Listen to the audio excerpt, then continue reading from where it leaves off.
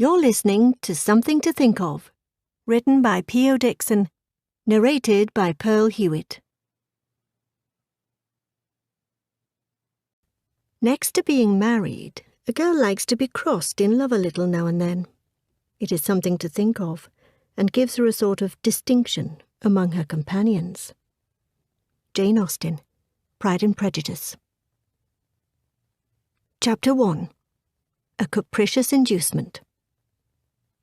Kent, England, Spring 1812.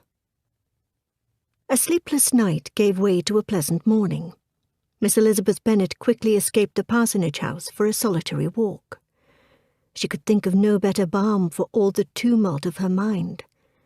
The 5 weeks she had passed in Kent had made a noticeable difference, not only in the countryside, its trees and bushes growing lusher with each passing day, but to her equanimity as well. Surely, her life would never be the same. Thoughts of how she found herself in her current predicament accompanied her every step of the way. Had my mother not insisted upon Jane going to Netherfield Park on horseback, would the events of the past 6 months have unfolded differently? Elizabeth would never have been subjected to such behaviour on the part of her matchmaking mamma. Her fear of horses aside, Elizabeth was headstrong and unlikely to be made to do anything against her wishes. Her sister Jane, on the other hand, was the kindest, most deferential person Elizabeth knew. It was not in her nature to disappoint anyone, especially her mother. Had Jane ignored her mother's decree just that once, she would not have arrived at Netherfield during a rainstorm, and she would not have fallen ill. Elizabeth would not have gone there the next day to care for her, her dearest sister, for whom Elizabeth would do anything, including spurning the hand of the man who had offered a life of wealth and privilege, Mr. Fitzwilliam Darcy. Had I not been forced to endure the proud Mr. Darcy's company for so long, surely he would not have persuaded himself that he loved me, against his reason, according to his own words, she scoffed. As if I could ever be prevailed on to marry such a man, much less the man who has been the means of ruining the happiness of a most beloved sister. Elizabeth was on the point of continuing her walk when she caught a glimpse of a gentleman within the sort of grove that edged the park. He was moving her way. Fearful of its being Mr. Darcy, she started retreating, but in vain, for the person who advanced was now near enough to see her, and continued stepping forward with eagerness. She had turned away, but on hearing herself called, though, in a voice that proved it to be Mr. Darcy's, she moved again toward the gate. Anger and agitation accompanied Mr. Fitzwilliam Darcy every step of the way that morning. Determined to disabuse Miss Elizabeth Bennet of the unjust accusations she had levelled against him the evening before, he arose before the break of dawn, and wrote in extensive detail in his defence.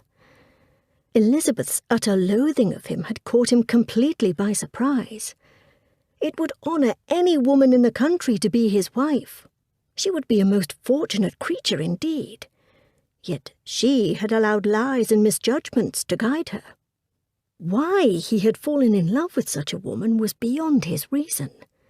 When he fell in love with her was just as perplexing. Surely it was not the first time he laid eyes on her at the Meryton Assembly. Only fools fall in love with such little provocation as a willing smile. As a testament against such a capricious inducement, he had declared her tolerable and unable to tempt him.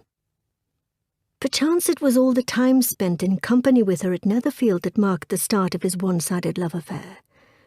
Her lovely dark dishevelled hair and her eyes, bright from the exertion of having walked 3 miles in the mud, nearly stole his breath away. Her manner of rising to his every challenge during their many heated debates throughout the course of their days and nights under the same roof, and the pleasure he received as a result, equally baffled him. Before too long, thoughts of her light and pleasing figure and her dark bewitching eyes wiped away every preconceived notion he held of what the ideal woman ought to be. He began to consider her as one of the handsomest women of his acquaintance. I was in the middle of falling in love with Miss Elizabeth Bennet before I knew I had begun.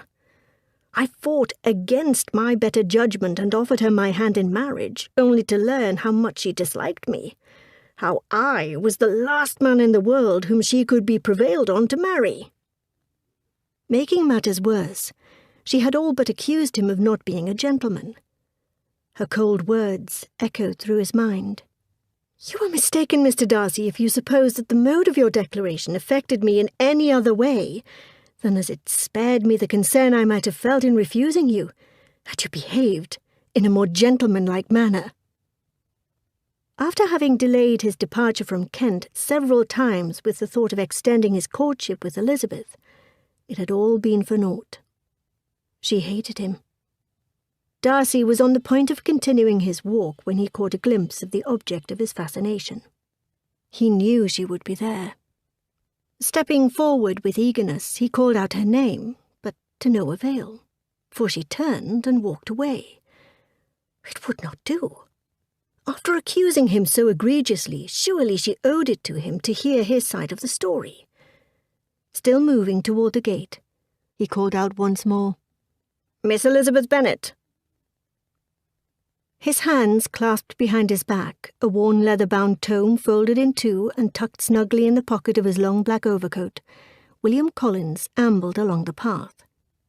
What a fine morning for a leisurely ramble! With such wonders of nature stretching before him, how could he not have conjured up what he supposed to be the perfect sermon for next Sunday's service? Continuing his solitary trek, Collins silently congratulated himself on accomplishing a hard day's work. Nothing would pierce the morning's bliss. Moments later, the fortunate young man of only 25 came to an abrupt halt. Every line of his mentally prepared sermon escaped his mind. Indeed, for just ahead in the lane stood Fitzwilliam Darcy, the distinguished young gentleman from Derbyshire and nephew of Collins's noble patroness, the Honourable Lady Catherine de Bourgh. A fortuitous occasion indeed. Collins arched his dark, bushy brow. "Had I known Mr. Darcy frequented this particular path, I would have travelled it more often." His first inclination was to speed up his pace to greet the other man. He hesitated. Mr. Darcy's agitated state appeared anything but welcoming. His pacing gave one to suspect he bore the weight of the world on his shoulder. Before Collins had too long to ponder what must weigh on Mr. Darcy's mind, someone else appeared from a distance. A young woman, donned in a light muslin gown, a tan spencer, and a dark-coloured bonnet. Mr. Collins caught his breath. Elizabeth! Elizabeth was a distant cousin, whose acquaintance Collins had made several months prior. She was now a guest in his humble abode. He had his wife, Mrs. Charlotte Collins, née Lucas, to thank for such a fate, owing to the two ladies being intimate friends. Elizabeth bore the unhappy distinction of being headstrong and a bit imprudent, in Collins's opinion. Despite his misgivings, he went along with the scheme to welcome Elizabeth into his home, his reasoning grounded in a peculiar, self-satisfying concoction of gloating and spitefulness. As a means of healing a long-standing breach in his family, Collins had ventured to Hertfordshire, intending to choose a bride from among the 5 Bennet sisters, whose father's estate he stood next in line to inherit, owing to an entail to the male line. Elizabeth had been his choice, but she spurned Collins's marriage proposal, a grave mistake on her part that he was unlikely to forgive, and one he certainly would never forget. Mr. Darcy's pacing ceased, and he approached Elizabeth directly. From Collins's vantage point, his cousin looked as if she had been expecting the encounter. Half appalled, half curious, he wondered aloud, "Is this the reason the young lady accepted my dear wife's invitation to visit us here in Kent?" An even more shocking notion crossed his mind. "Is this the reason she refused to go to Rosings yesterday? Is this the reason Mr. Darcy fled the party soon after learning of Elizabeth's absence?" The events leading up to Collins's proposal to his cousin and her steadfast rejection of his proposal took on new meaning. This explains Mr. Darcy's singling out Miss Elizabeth at the Netherfield ball the evening before that fateful date. Collins's cautioning words to his cousin crossed his mind. My situation in life, my connections with the family of de Burgh, and my relationship to your own are circumstances highly in my favour, and you should take it into further consideration that in spite of your manifold attractions, it is by no means certain that another offer of marriage may ever be made you. Your portion is unhappily so small that it will in all likelihood undo the effects of your loveliness and amiable qualifications. His being a man of the cloth, the thought of spying on the couple was unconscionable. However, with his own reputation at stake, he could hardly turn a blind eye to such impropriety. Needing to be sure of what was unfolding before his eyes, Collins stooped down, and, bolstered by a long stretch of hedgerows to shield his presence, eased a little closer. Though unable to hear what was being said, he saw Mr. Darcy extend his hand, bearing a missive of some sort. Making matters worse, Elizabeth accepted it with nary a moment's hesitation. A young woman alone in the lane with a single young man was scandal-ridden in and of itself. Her accepting a letter from him, a man with whom she had no publicly acknowledged arrangement, was beyond the pale. And this was the woman whom he had invited into his home, this woman whose propensity to flaunt proper decorum and who had so recently regarded his own noble patroness with such undignified impertinence had subjected both Collins and his dear wife to censure and shame. Does she have no consideration for my standing in the community, my place among my parishioners? He always knew his cousin to be a selfish person who only acted in accordance with her own interests. Her rejection of his marriage proposal was proof enough of that. He never supposed that her selfishness might be the means of his undoing, the loss of his esteem in the eyes of Lady Catherine and the world owing to such a connection. Collins watched in wonder as Mr. Darcy bowed and walked away after Elizabeth accepted the letter. He could only speculate on what such behaviour signified. Perhaps this brief encounter was merely the precursor to another rendezvous, someplace more secluded. Determined to find out, Collins trailed his cousin from a careful distance. He watched in wonder as she tore open the missive and read its contents.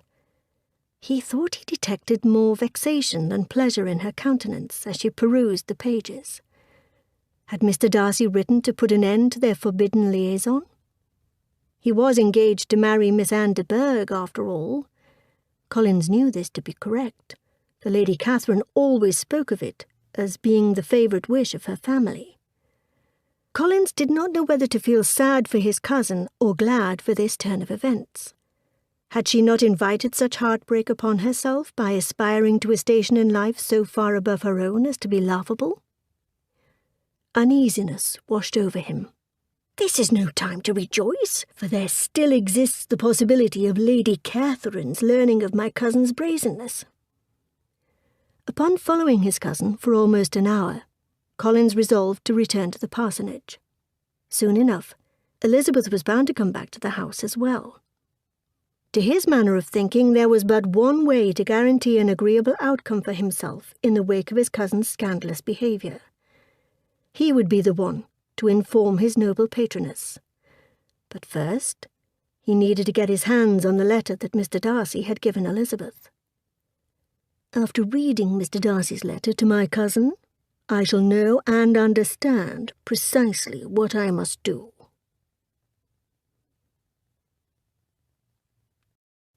Chapter 2. A Disagreeable Connection. Just over a month after coming to Kent, Elizabeth was on her way back to London. However, unlike her arrival in that part of the country, in the company of Sir William Lucas and his youngest daughter Maria, Elizabeth now travelled alone. The gentleman returned to his home in Hertfordshire a week or so after his arrival. Maria decided to remain in Kent for a lengthier visit with her sister Charlotte. Amid Charlotte's protests, and even the Right Honourable Lady Catherine de Burgh's, Elizabeth decided to leave Kent a week earlier than first planned. So adamant was Lady Catherine to have her own way that she insisted Elizabeth remain in Kent until such time as her ladyship was to travel to London. There was no reason in the world why Elizabeth should not ride in the carriage with her ladyship, according to the grand lady's way of thinking.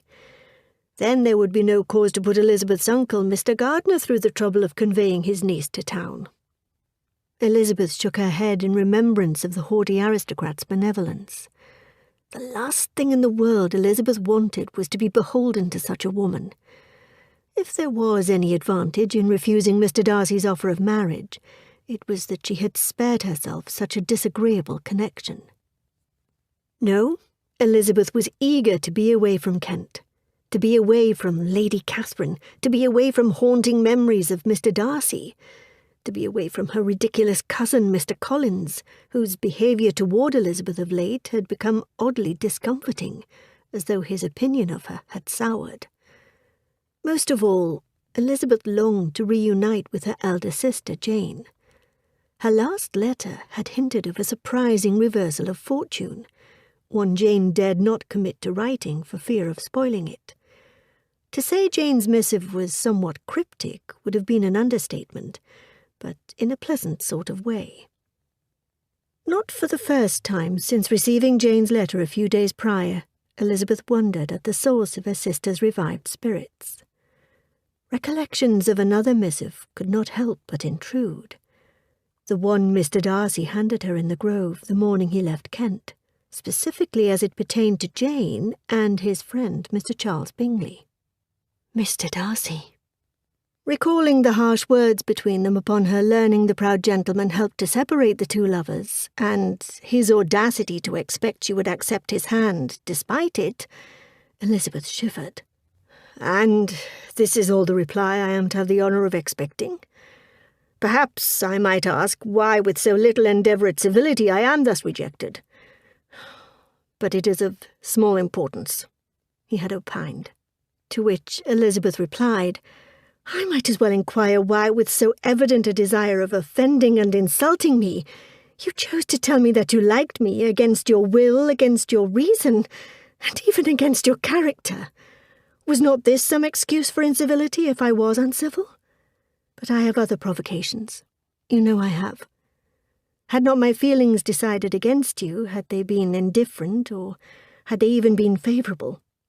Do you think that any consideration would tempt me to accept the man who has been the means of ruining, perhaps forever, the happiness of a most beloved sister? She recalled his expression on hearing her speak those words. Mr. Darcy changed colour, but the emotion was short-lived, and he listened without attempting to interrupt her, while she continued. I have every reason in the world to think ill of you. No motive can excuse the unjust and ungenerous part you acted there. You dare not, you cannot deny that you have been the principal, if not the only means of dividing them from each other, of exposing one to the censure of the world for caprice and instability, and the other to its derision for disappointed hopes, and involving them both in misery of the acutest kind. With no slight indignation, she had observed that he listened to her with an air that proved him wholly unmoved by any feeling of remorse. He even looked at her with a smile of affected incredulity, prompting her to inquire, Can you deny that you have done it? With assumed tranquillity, he then responded, I have no wish of denying that I did everything in my power to separate my friend from your sister, or that I rejoice in my success. Toward him I have been kinder than toward myself. Were Elizabeth to rely on Mr. Darcy's letter, she would never suspect he had a part to play in a possible reunion between Jane and Mr. Bingley. The specific passage belying that possibility came to mind. Perhaps this concealment, this disguise, was beneath me. It is done, however, and it was done for the best. On this subject I have nothing more to say, no other apology to offer. If I have wounded your sister's feelings, it was unknowingly done, though the motives which governed me may to you very naturally appear insufficient. I have not yet learned to condemn them.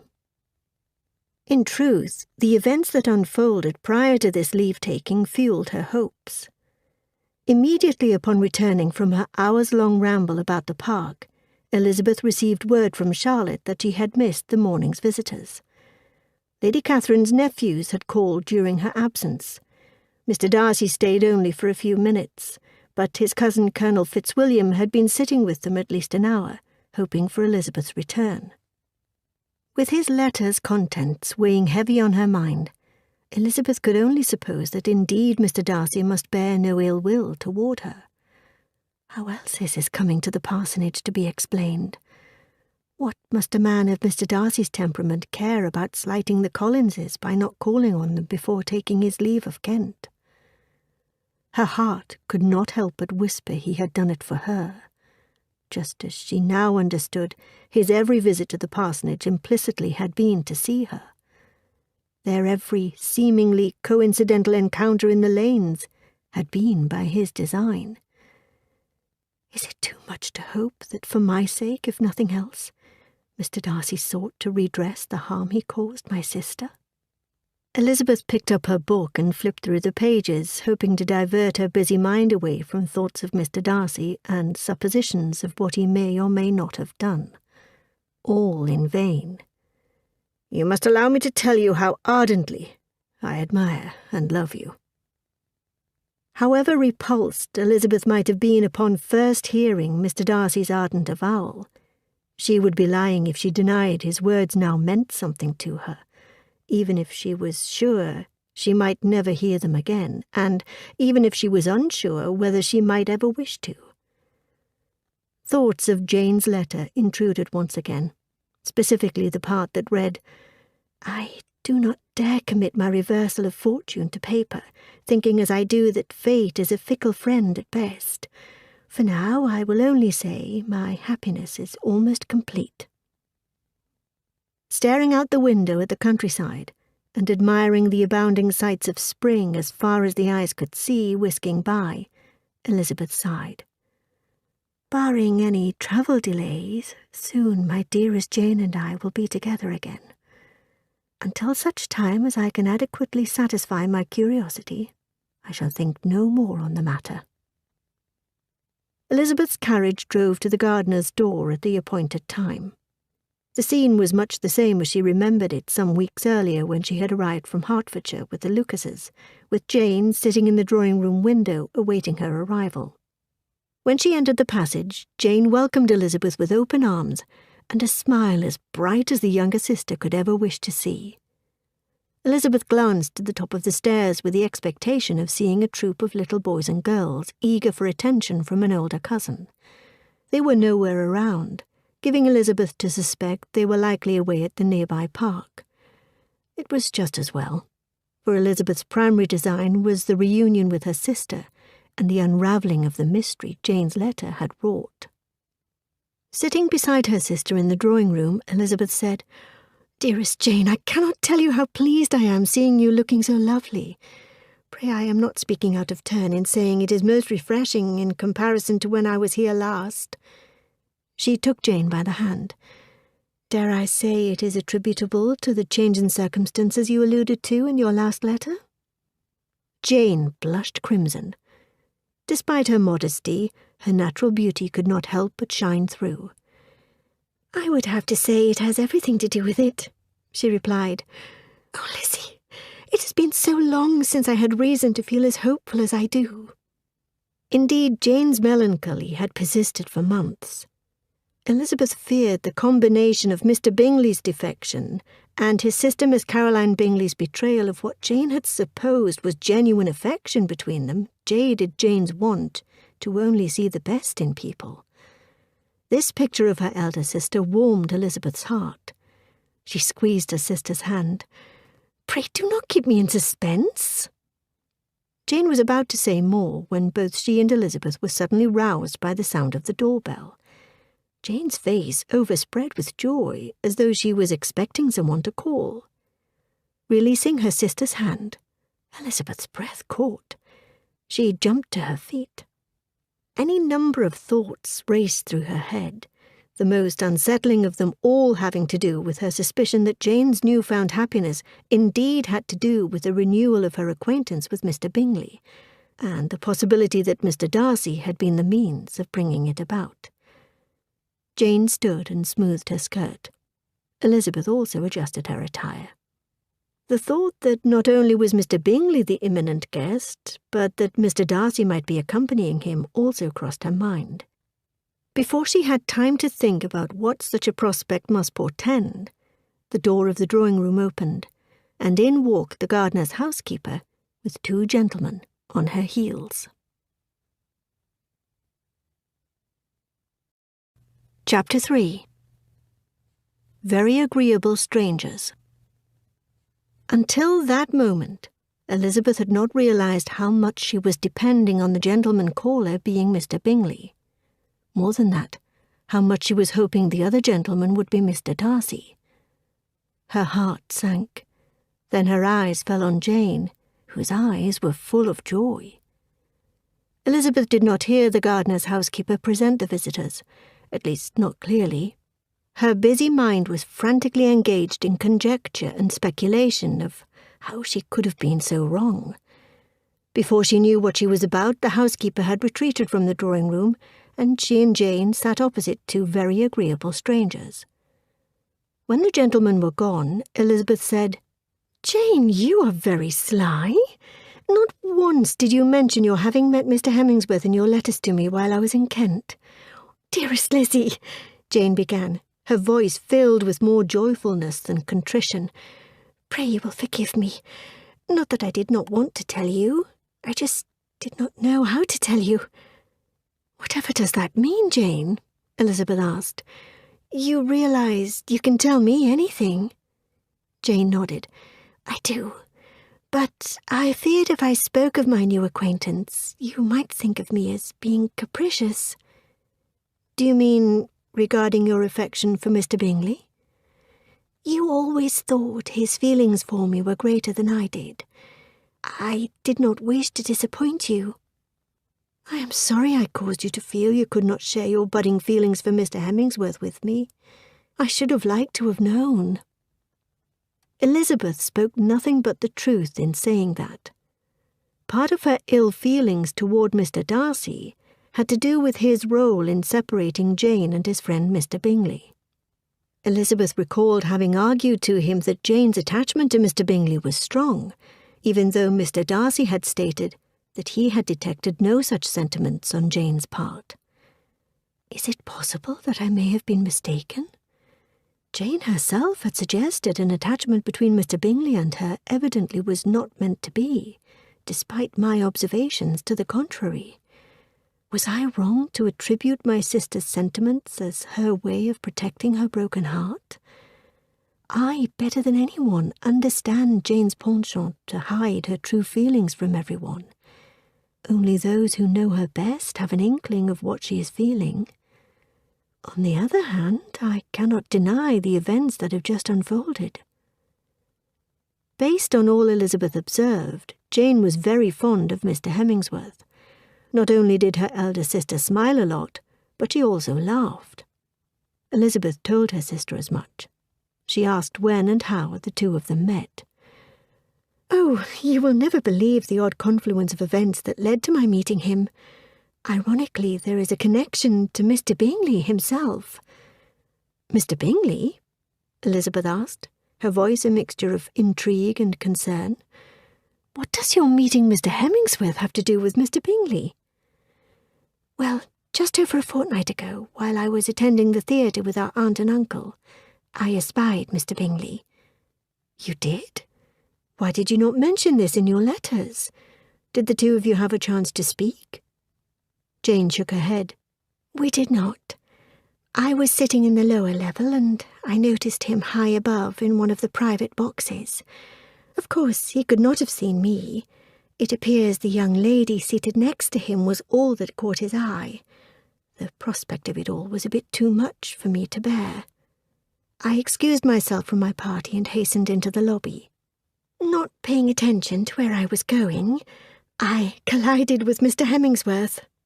Jane covered her mouth with her hand to hide her smile. "Oh, Lizzie, I have never been more embarrassed in all my life, so much so I burst into tears." Elizabeth's own smile widened. "And then what happened?" "I'm afraid things only got worse, for he was holding a drink in his hand, a burgundy wine no less. I caused him to spill his drink on his crisp white cravat. Aghast, I somehow retrieved a handkerchief from my purse, and I started dabbing spilled wine from his cravat, which undoubtedly made it worse. Fortunately, there was no one around to observe my impetuous behaviour." Jane's composure grew uncharacteristically animated. She continued, "I knew not what I was about until he took my hand in his and leaned closer." Elizabeth's eyes opened wide. Albeit amused, she stayed silent. "He then took the handkerchief from me. He said, 'If you continue to go on in this way, someone is bound to think you are my wife.'" Jane blushed a little. Elizabeth could honestly say she had not seen her sister so lively in what seemed like years. She liked seeing Jane this way. She really did. Elizabeth wanted to know more about Jane's budding relationship with this new acquaintance. The last time she saw Jane, Elizabeth was sure her sister was head over heels in love with Mr. Charles Bingley, and was suffering a broken heart because of his defection. It seemed that Jane had moved on, and rather quickly at that, which posed a conundrum for Elizabeth. Part of her reason for refusing Mr. Darcy's hand in marriage was because of Jane's disappointed hopes and his role in causing it. Elizabeth loved her sister very much, and she wanted her to be happy. She decided to support her and find out more about this promising relationship with someone new. "What did you say?" Elizabeth cried. "I offered a heartfelt apology, and I begged his forgiveness, at which point he said he would forgive me on but one condition, that I must tell him my name." "How scandalous!" Elizabeth exclaimed, half jokingly, half seriously. "And then what happened?" "What else could I do but curtsy and hurry away? I returned to my seat as fast as I could, only to find a little later that he had followed me, or at least that is what I thought at the time, when all along he was seated directly behind me, he and his brother. For a moment I thought I was seeing double." Jane laughed a little. "Oh, Lizzie, do you not agree that Mr. Hemingsworth and his brother are two of the most handsome men you have ever seen?" Elizabeth dared not argue her sister's point. The two gentlemen were very good-looking indeed, tall, dark, and handsome, with dark curls and arresting eyes. Everything about their appearance gave much to admire. What was more, the gentlemen were most congenial. Were I to guess, I would say they are aged 24, perhaps a little older, but certainly not as old as Mr. Darcy," she further considered in silence. Still, there was a seriousness about the gentlemen that belied their youth.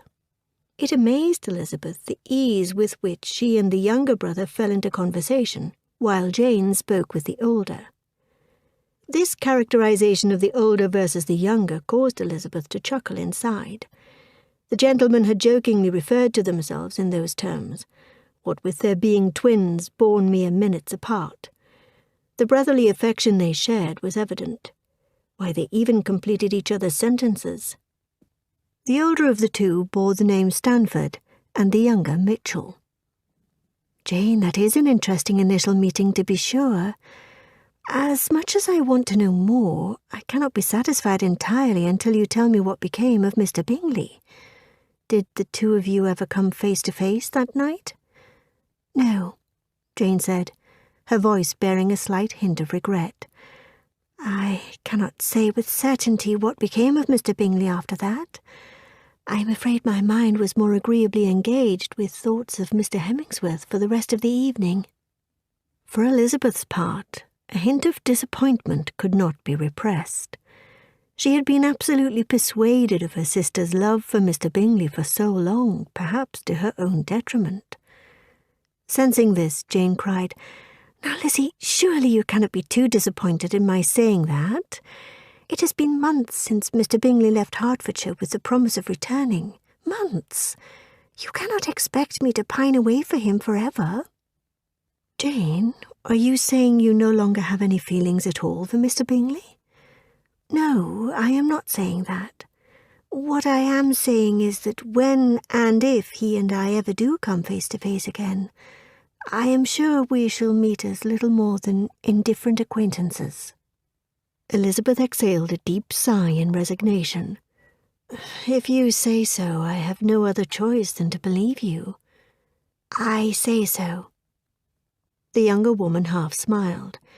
And here you are, weeks later, receiving a morning call from the gentleman and his brother. Tell me, has he called often since making your acquaintance? Yes, he has, Jane confessed. He has even dined here at my uncle's behest. They have several mutual acquaintances in business. However, today was the first time his brother joined him. I believe I owe that particular courtesy to you. Me? Elizabeth asked. Indeed, for I might have mentioned to Mr. Hemmingsworth that you were due to arrive from Kent, Jane said smilingly. Pray do not tell me you have taken on the role of playing matchmaker, dearest Jane. Well, Jane began, he is a single man in possession of a good fortune. I can only suppose he must be in want of a wife. Elizabeth said, That makes 2 single men with good fortunes in want of wives, does it not? Jane smiled. Placing her finger on her chin, she said, I suppose I never really thought about that. Heaven forbid. No one who knows you best would ever think of you as being mercenary. Jane scoffed. No one other than Miss Caroline Bingley, that is. Oh, let us not spoil this happy moment with thoughts of that miserable woman, Elizabeth said. I am much more interested in continuing our discussion of the Hemmingsworth brothers. Elizabeth then leaned closer to her sister. You mentioned the gentleman having good fortunes. Pray tell me how wealthy are the Hemmingsworths? Lizzie! Jane exclaimed. What? Let us not pretend that is not the first question our mother will ask when she finds out about them. I simply want to know what I ought to say. Chapter 4. A moment's reflection. Darcy looked up upon espying his friend Charles Bingley enter the room. It had been ages since they last saw each other. For a while they had kept in touch by way of letters. That was before Darcy's disastrous proposal to Miss Elizabeth Bennet. Since then he had cut himself off from almost everyone. I had expected your return to town weeks ago. Taking a seat, Bingley sank contentedly into the finely upholstered chair. Situated on the opposite side of his large mahogany desk, Darcy set aside the book he had been reading. Indeed, but I travelled to Somersetshire rather than come directly to London. In your last letter you mentioned Miss Elizabeth being in Kent visiting her friend Mrs. Collins. Did you have occasion to spend time in each other's company? Numerous occasions, in fact, Darcy said. Did she happen to ask about me? I suppose she must wonder about my failure to return to Hertfordshire as I had promised. Did she ever? Darcy considered. Much to his chagrin, his deliberate interference in his friend and her sister's relationship had been the catalyst for his most heated debate with Elizabeth ever, the one in which she rejected his offer of marriage. She did, Darcy said, hoping he would not have to say more. You would not believe this, but I could swear I have seen Miss Bennet here in town, on many occasions, in fact, at the theatre, at a shop in Mayfair, and at one time on a crowded street. I always supposed it was just my imagination running away with me. Surely, were Miss Bennet in town, she would have made her presence known to me. Actually, it may not have been your imagination at all. Miss Bennet is in town. At least she was here in town visiting her relations in Cheapside. I do not know if she remains in town. What? Did Miss Elizabeth tell you her sister was in town? Darcy nodded. And you thought to keep this information to yourself? Bingley pounded his fist on Darcy's desk, disrupting a stack of papers. Can you explain your reasoning? Explain my reasoning? Darcy considered, while watching his suddenly emboldened friend nurse his aching hand. "Since when have I sought to explain my motives to anyone? Since I wrote a lengthy letter trying to explain myself to Miss Elizabeth Bennet," his broken heart whispered. Would he ever forget the pain of having to write such a letter? To that day its opening paragraph weighed heavily on his mind. "Be not alarmed, madam, on receiving this letter by the apprehension of its containing any repetition of those sentiments or renewal of those offers that were last night so disgusting to you. I write without any intention of paining you or humbling myself by dwelling on wishes that cannot be too soon forgotten for the happiness of both. The effort which the formation and the perusal of this letter must occasion should have been spared had not my character required it to be written and read. You must therefore pardon the freedom with which I demand your attention. Your feelings, I know, will bestow it unwillingly, but I demand it of your justice." Never before had he bared his innermost thoughts to anyone. Only Elizabeth had garnered in him so much trust. He prayed he would never have cause to regret such openness on his part. Feigning indifference toward Bingley's uncharacteristic outburst, Darcy shrugged. "I am telling you now, am I not?" Bingley sprang from his seat and started pacing the floor. "It has been months since Miss Bennet and I saw each other. The last words I spoke to her were the promise of my imminent return." He looked at Darcy. "Do you think she will forgive me? Do you think I stand a chance of reclaiming all that I might have lost of her affection?" Busy tidying up his desk, Darcy said, "I am happy to accompany you to Cheapside to call on Miss Bennet if you think it will help."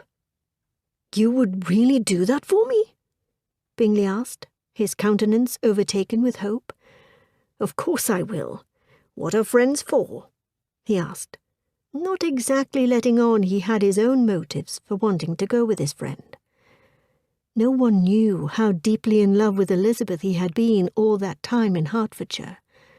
She had bewitched him like no other woman he had ever known, and not even the sting of her harsh rebuke had released him from her spell. If there was a chance to see her, even if for the last time, he would take it.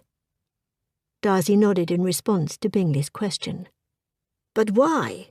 Not that I do not appreciate the gesture, but I know how fastidious you are.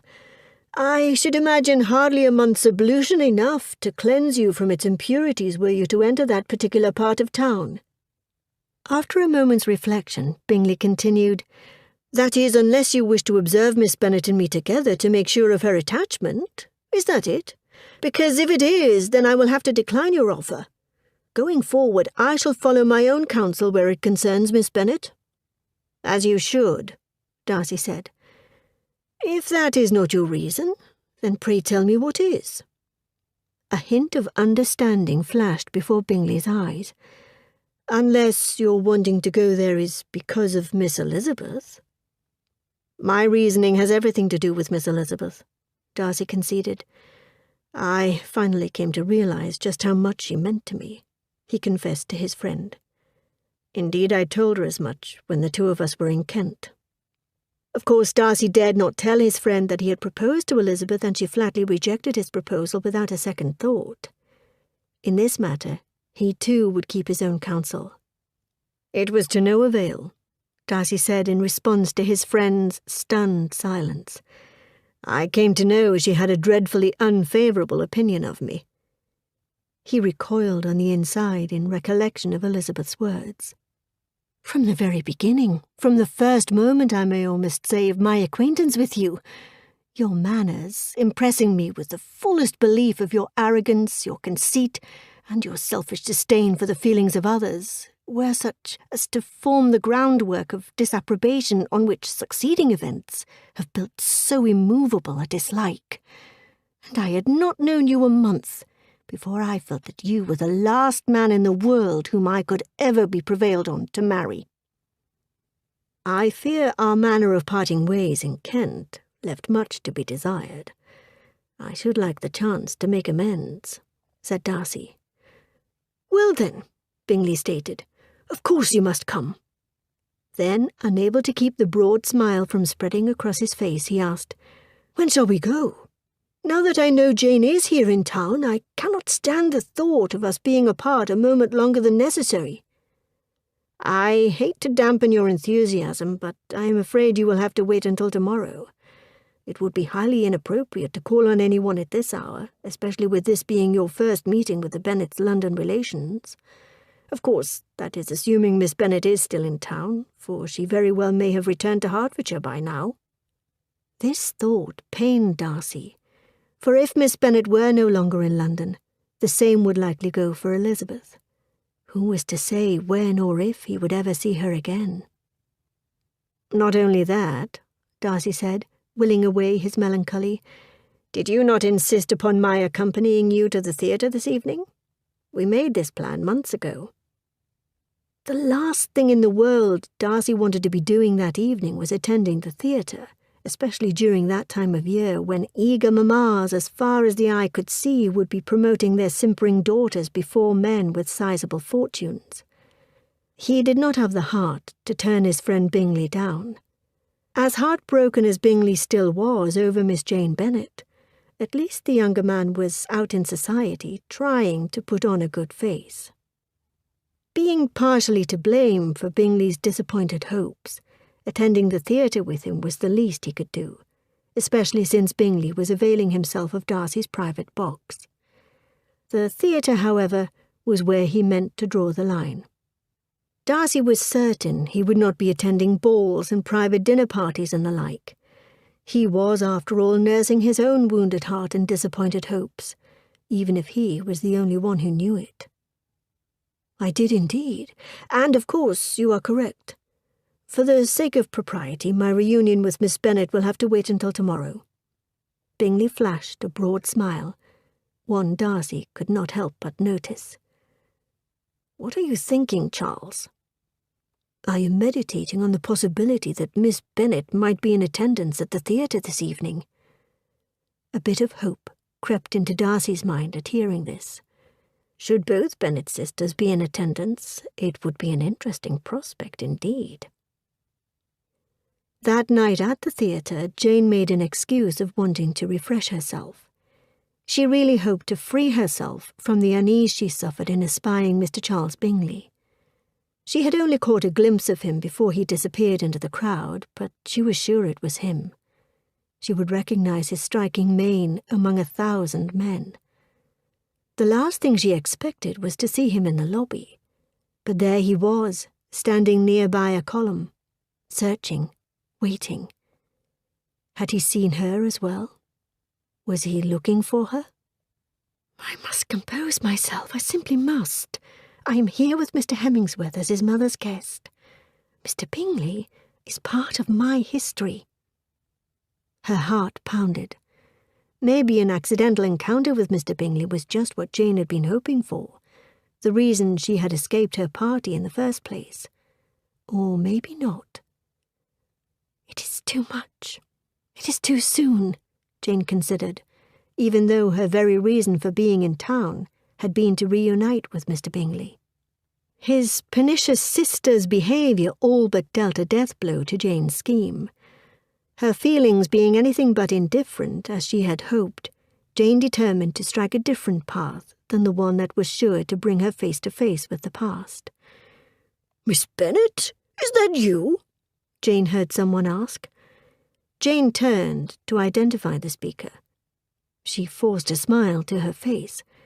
"Mr. Hurst," she said, curtsying. "Well, well, it is you.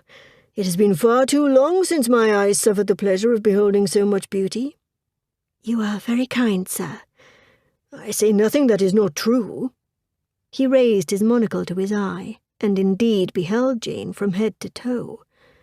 She could feel the colour spread all over her body.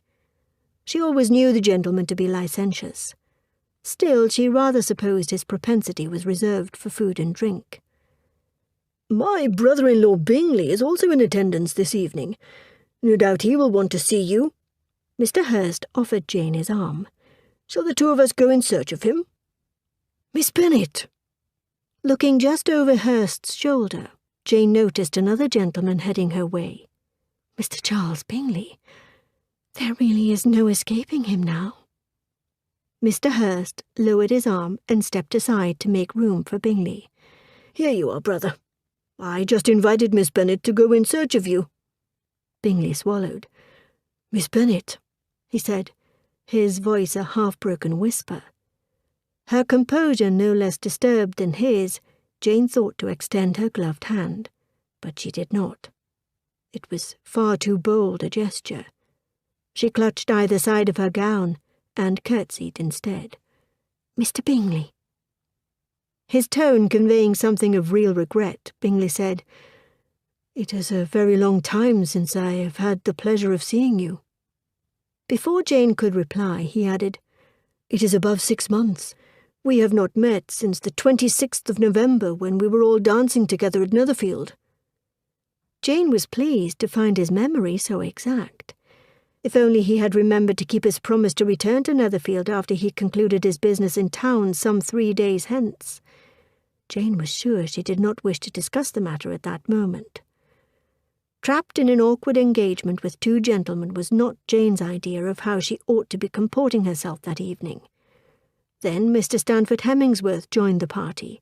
He offered Jane the beverage he was holding. "Thank you, sir," she said, accepting his proffered drink. "How did you know I was in need of refreshment?" Tucking both hands behind his back, the handsome gentleman stood straight and tall.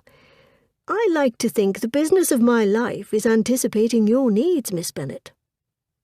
Smiling, Jane tore her eyes away from Hemmingsworth's long enough to take a sip of her drink.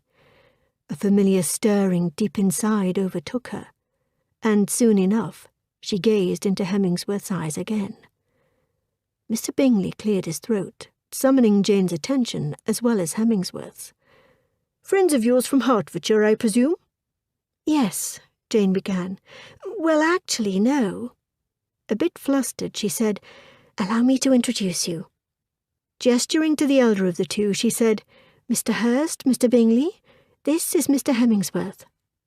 Before any of the gentlemen could muster the usual civilities, Jane said, "Mr. Bingley resides here in town. That is to say, he was, or rather he is, my neighbour in Hertfordshire. His estate abuts my father's. Mr. Hurst is Mr. Bingley's brother-in-law. He also resides here in town." Hemmingsworth said, "Mr. Hurst, Mr. Bingley, it is my pleasure. I have heard good things about Hertfordshire. I understand there is so much to entertain. I too am thinking of acquiring property there." "I'm sure you would find it to be a lovely place," Bingley said. "I have no complaints." He looked at Jane and continued, "I miss everything about it." His words drew Jane's eyes to his.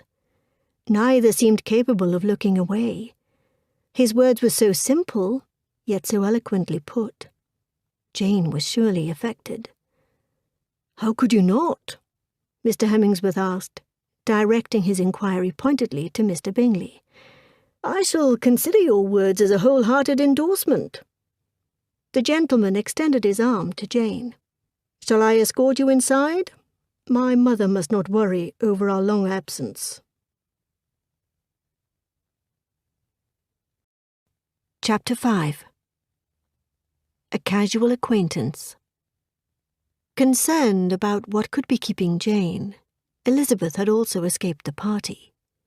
The lobby was more crowded than she had expected. She did not wander about long before espying Mr. Darcy.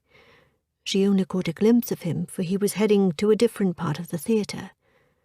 A single glimpse was all it took, for Elizabeth would have recognized his noble mien among 1,000 men. This was but the second time seeing the gentleman since refusing his offer of marriage. It was the first time seeing him since suffering something akin to regret. Would she have refused him had she known what she now knew, having committed his letter to heart? The 2 offences she accused him of, she had by now forgiven him for. What was there not to forgive? In separating Jane and Bingley, he had been acting in service of his friend. In confiding his family's harrowing secret, he had proved Elizabeth's former favourite and Mr. George Wickham to be the scoundrel he indeed was. But the cold, ungentlemanly manner in which he offered his hand and the stern criticism of her family, he had done nothing to assuage her dislike in either of those two respects. She could have no reason to think he ever would. Still, Elizabeth could scarcely deny having longed to see the gentleman upon first returning to London from Kent. She had hoped to see him in company with his friend Bingley, calling on Jane in Cheapside, as his way of making amends for his interference. He never came. "Miss Eliza Bennet, is that you?" Elizabeth heard someone ask. Elizabeth turned to identify the speaker. She forced a smile to her face. "Mrs. Hurst, Miss Bingley?" she said, curtsying. "Well, well, it is you. For a moment I thought my eyes were deceiving me," said Miss Bingley, the younger and the most pernicious of the two Bingley sisters. "You act as though it surprises you to see me here in London. It is not as though you were unaware of Jane's being here. She told me she visited you soon after she arrived in town." "Yes, well, that was ages ago. I surely thought our dear Miss Bennet would have returned to Hertfordshire by now. Is she here tonight as well?" Trapped in an awkward engagement with two of her least favourite people in the world was not exactly Elizabeth's idea of how she ought to be spending her time that evening. "She is indeed," Elizabeth said. "If you will pardon me, I am looking for her." "Pray do not hurry off on our account, Miss Eliza," said Miss Bingley. She seized Elizabeth's arm in hers and silently coaxed her sister into doing the same. "I say we join you in looking for Miss Bennet. No doubt a lovely reunion awaits us all." The ladies did not walk far before being arrested by none other than Mr. Darcy. The Bingley sisters released Elizabeth's arms and snatched his without a second's hesitation. He not too subtly wrenched himself free. "Miss Elizabeth?" he said, bowing. "Mr. Darcy?" Elizabeth said. Not to be denied her fair share of Mr. Darcy's attention, Miss Bingley said, "Is this not a lovely surprise, Mr. Darcy?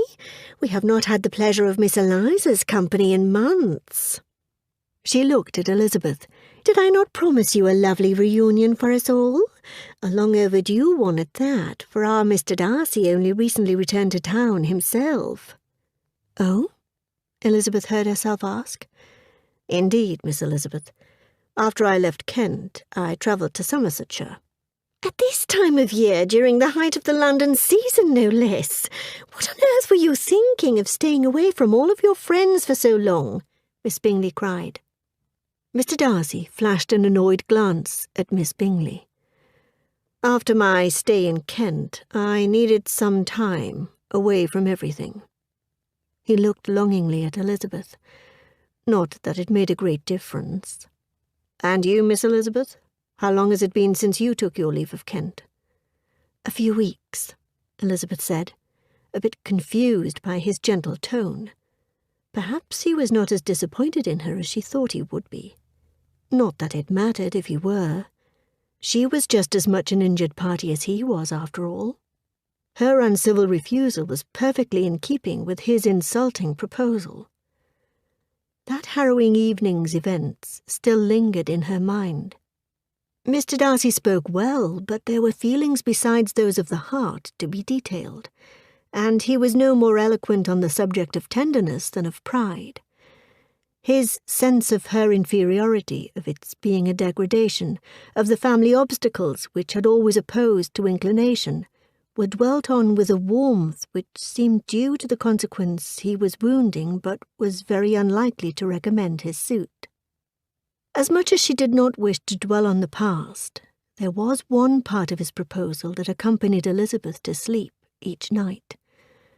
"You must allow me to tell you how ardently I admire and love you." Elizabeth could not repress her heart's whispering, "Does Mr. Darcy still love me?" "Kent?" Miss Bingley exclaimed. "Do you mean to say the two of you were together in Kent?" Before either Elizabeth or Mr. Darcy could fashion a reply, Mr. Mitchell Hemmingsworth joined their party. He offered Elizabeth the beverage he was holding. "Thank you, sir," she said, accepting his proffered drink. "How did you know I was in need of refreshment?" Tucking both hands behind his back, the handsome gentleman stood straight and tall.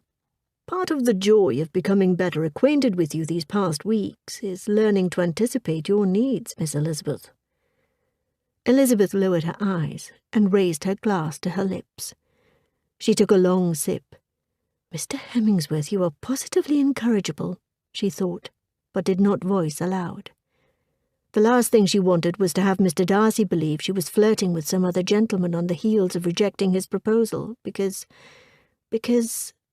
Elizabeth raised her eyes and gazed into Mr. Hemmingsworth's.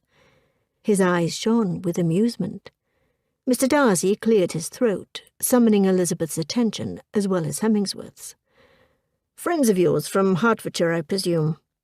"Yes," Elizabeth began. "Well, actually, no." A bit flustered, she said, "Allow me to introduce you." Gesturing to the elder of the three, she said, "Mr. Darcy, Mrs. Hurst, Miss Bingley, this is Mr. Hemmingsworth."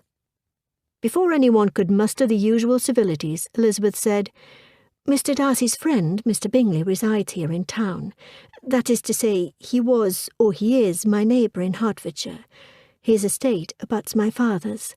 Mrs. Hurst and Miss Bingley are Mr. Bingley's sisters. They also reside here in town." Hemmingsworth said, "Mr. Darcy, Mrs. Hurst, and Miss Bingley, it is my pleasure. From all I have heard about Hertfordshire, there is much to entertain. I am looking forward to discovering it all for myself." "I am sure you would find it to be a lovely place," Mr. Darcy said. He looked at Elizabeth and continued, "I am sure I shall cherish my time spent in that part of the country for the rest of my life." His words drew Elizabeth's eyes to his. Neither seemed capable of looking away. For Elizabeth's part, what she saw in Mr. Darcy's eyes was admiration, perhaps even love. "You must allow me to tell you how ardently I admire and love you." Was she only seeing what she wanted to see? How could that be? Why would that be? "How could you not?" Mr. Hemmingsworth asked, directing his inquiry pointedly to Mr. Darcy. "I shall consider your words as a whole-hearted endorsement." The gentleman extended his arm to Elizabeth. "Shall I escort you inside the theatre? My mother and your sister must not worry over our long absence." A quarter hour after Mr. Darcy finished his cognac, his friend Charles Bingley waltzed into White's looking equally downtrodden. He headed directly to Darcy's table and pulled up a chair. "It appears the play was not to your liking either," said Darcy, signalling the waiter. "The play?" Bingley asked. "Yes, the play," Darcy began. "The one the two of us attended earlier this evening." When the waiter approached, Bingley ordered a double whisky. Before the waiter had gone away, he said, "On second thought, bring the whole bottle, please. Make that 2 bottles. Charles, what on earth has gotten into you?" "Oh, Darcy, I believe this has been the worst night of my life. You will never guess who I saw at the theatre this evening, on the arm of another man." "Miss Jane Bennet?" "How did you know? Did you know my Jane was going to be there on the arm of another? Is that why you were so easily persuaded to accompany me? No, I would not deliberately subject you to such harsh treatment. Despite what you must be thinking of me, I have never meant to cause you any harm." "Then how did you know I was speaking of Jane?" "I saw Miss Bennet's eldest sister at the theatre." He silently scoffed. "Is that what Elizabeth and I are to each other now?" he considered. "She is Miss Bennet's eldest sister, and I am merely Mr. Bingley's friend." He tightened his grip on his glass in remembrance of the nonchalant manner of her earlier introduction to her gentleman acquaintance. "Miss Elizabeth," he said. He tossed back his drink, thinking how prescient of Bingley to order 2 bottles. She, too, was on the arm of another man. "If you could have seen Miss Bennet and the pompous gentleman who approached us while we were in the middle of our conversation and purposely swept her away as if she were his." Bingley complained. "Perhaps you imagined things, Charles," said Darcy, as though he were trying to convince himself that the gentleman who swooped in and swept Elizabeth away was no more than a casual acquaintance. "If only that were true. I fear I know Jane too well to suppose the gentleman meant nothing to her. He had the audacity to say the business of his life was anticipating her needs." Darcy almost choked in remembrance of hearing words of a similar vein himself. "Part of the joy of becoming better acquainted with you these past weeks is learning to anticipate your needs, Miss Elizabeth." Darcy scoffed. "Did the man actually say that?" Bingley nodded.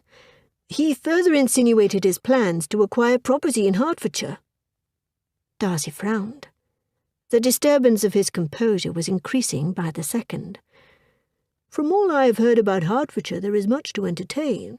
I'm looking forward to discovering it all for myself." The similarities between Darcy's chance encounter with Elizabeth and Bingley's chance encounter with Miss Bennet were too unsettling for his taste. "Then he led Jane away with some excuse of not wanting his mother to worry," Bingley said.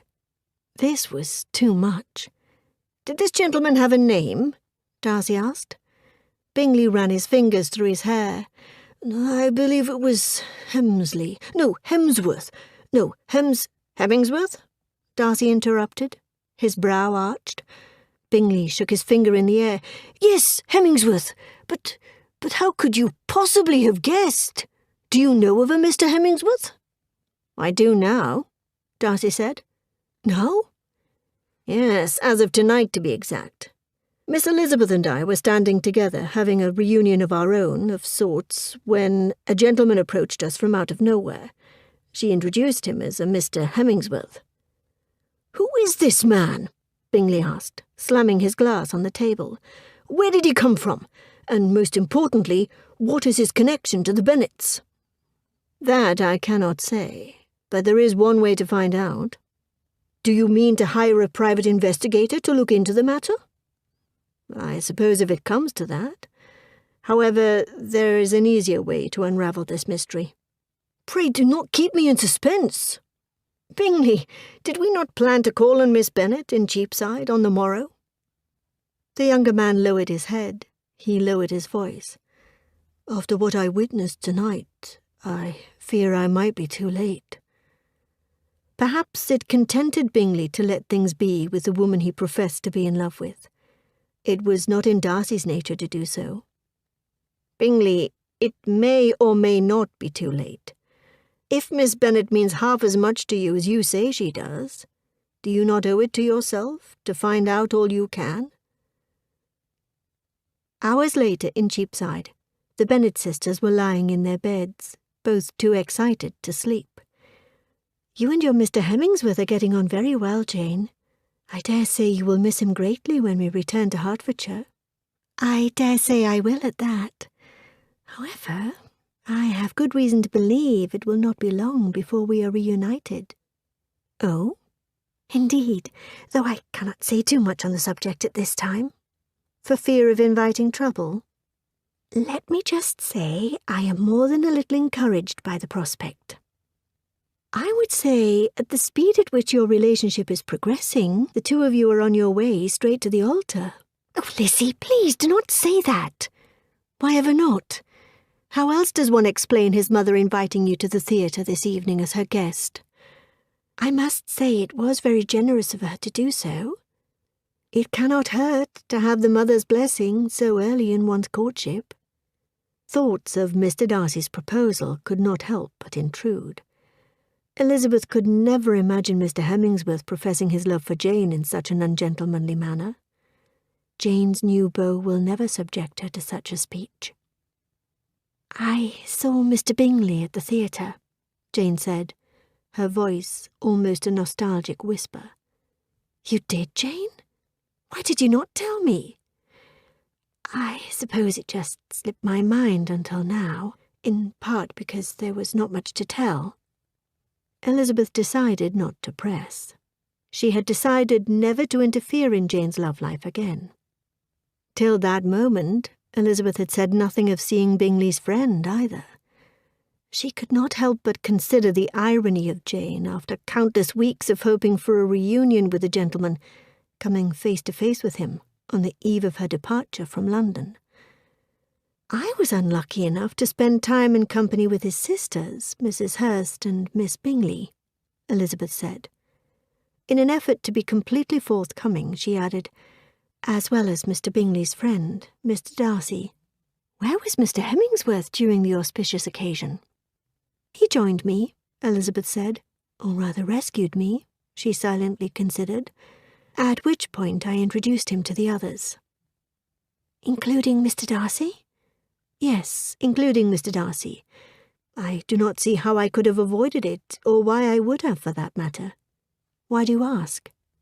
I always suspected Mr. Darcy harboured a tender regard for you, I suppose. Not that I would ever expect him to act on it. If only you knew, Elizabeth considered. Sidestepping the topic of Mr. Darcy, she asked, And what of Mr. Bingley? Did you introduce him to your Mr. Hemmingsworth? Yes, I did introduce the gentleman.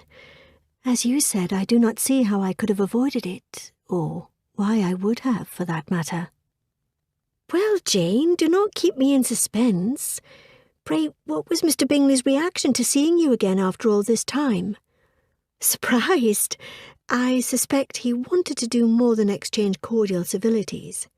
Thankfully, Mr. Hemmingsworth remained a faithful companion, and I did not need to face Mr. Bingley alone. But if you suspected his need to talk, surely it is only a matter of time before the two of you do so. Jane sighed. I suppose that is true, but not tonight. She leaned toward the bedside table and blew out the candle. If we are to set off for Hertfordshire as early as planned, we had better get some sleep. With so much to consider and even more to conceal, Elizabeth knew it would be a while before she succumbed to slumber. You must allow me to tell you how ardently I admire and love you. No doubt these words would linger in her mind, and never more than in that moment after having been reunited, if only for a short time, with the only man in the world who had ever uttered them to her, Mr. Darcy. Chapter 6. Exercise in Futility. Hertfordshire, England, Longbourn Village. Longbourn's busy matriarch, Mrs. Fanny Bennet, burst into the dining room. All the family sat around a breakfast table.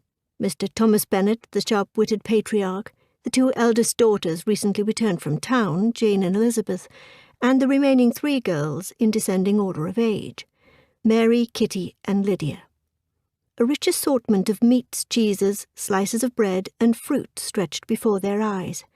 Two female servants stood silently by the panelled wall, eager to be of help. "Mr. Bennet," cried his lady, taking her usual seat, "have you heard the news?"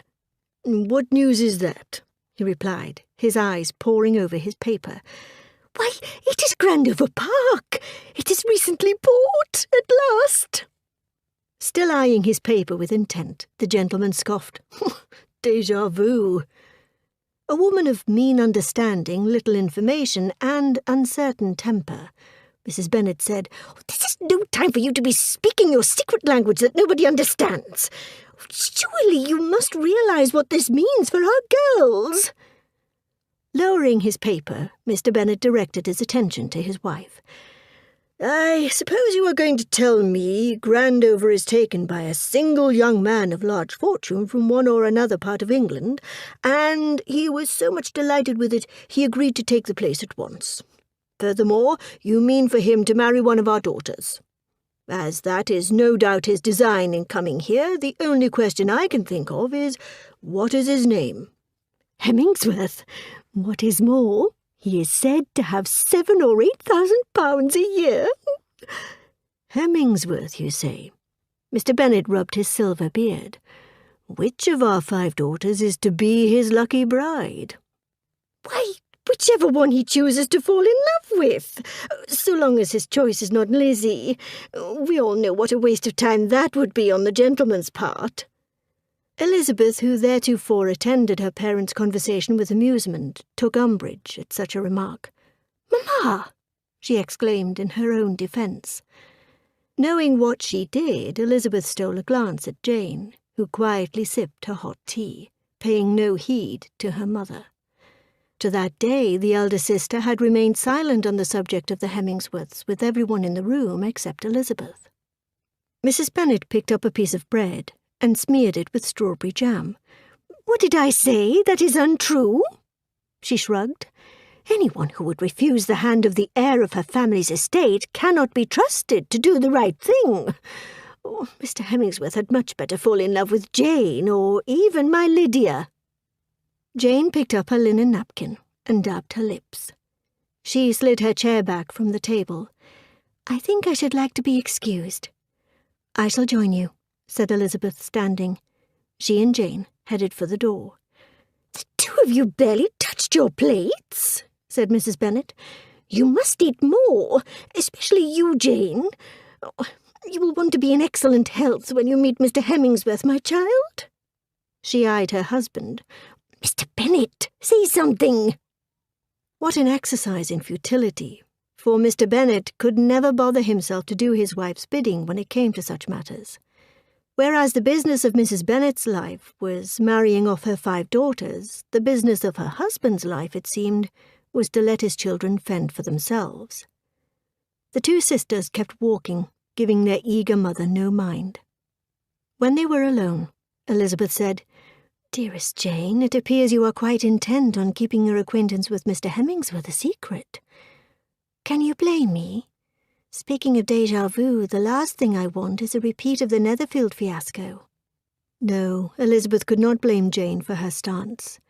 Nor could she deny the similarity to the arrival of another single man of large fortune in Hertfordshire in under a year, Mr. Charles Bingley. She would never forget the fuss her mother made at the time. Who was to say how Jane's relationship with Mr. Bingley might have progressed, if not for her mother's shenanigans? Heaven forbid Jane's budding relationship with Mr. Hemingsworth should be upended before it has a fair chance to take root.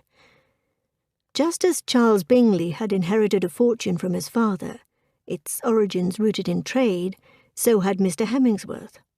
Like the late Mr. Bingley, the late Mr. Hemingsworth always meant to purchase an estate, but did not live to do it. Unlike Charles Bingley, who merely let Netherfield Park, Stanford Hemingsworth had bought the Grandover Park estate. Not that the latter was impulsive in his decision to do so. Indeed, relying upon Mr. Gardiner's counsel, Hemingsworth made a sound purchase. He meant to make Hertfordshire his home. Part of Elizabeth's active mind wished he had done it for Jane. She could not help wondering if Jane felt the same. No doubt all such efforts to maintain secrecy will be in vain the moment the 2 of you are reunited. How shall you explain your undeniable attachment? Asked Elizabeth. I see no reason for us to worry about any of that now. Let us wait until Mr. Hemingsworth and I meet again, and then I shall know how to feel. Elizabeth knew it was not as simple as Jane was making it out to be.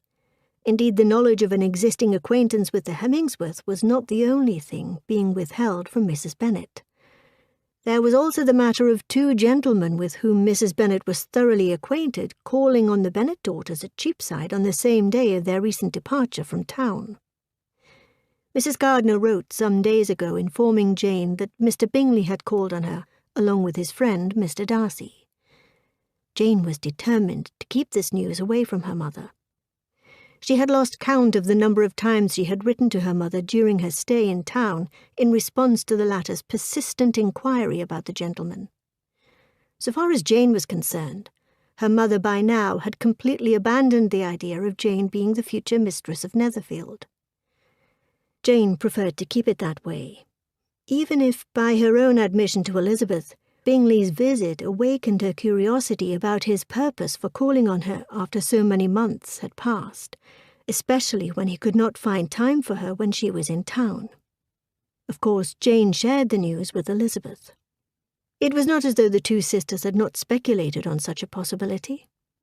Elizabeth's sentiments on hearing that Mr. Darcy had gone with his friend were a mixture of wonder and supposition.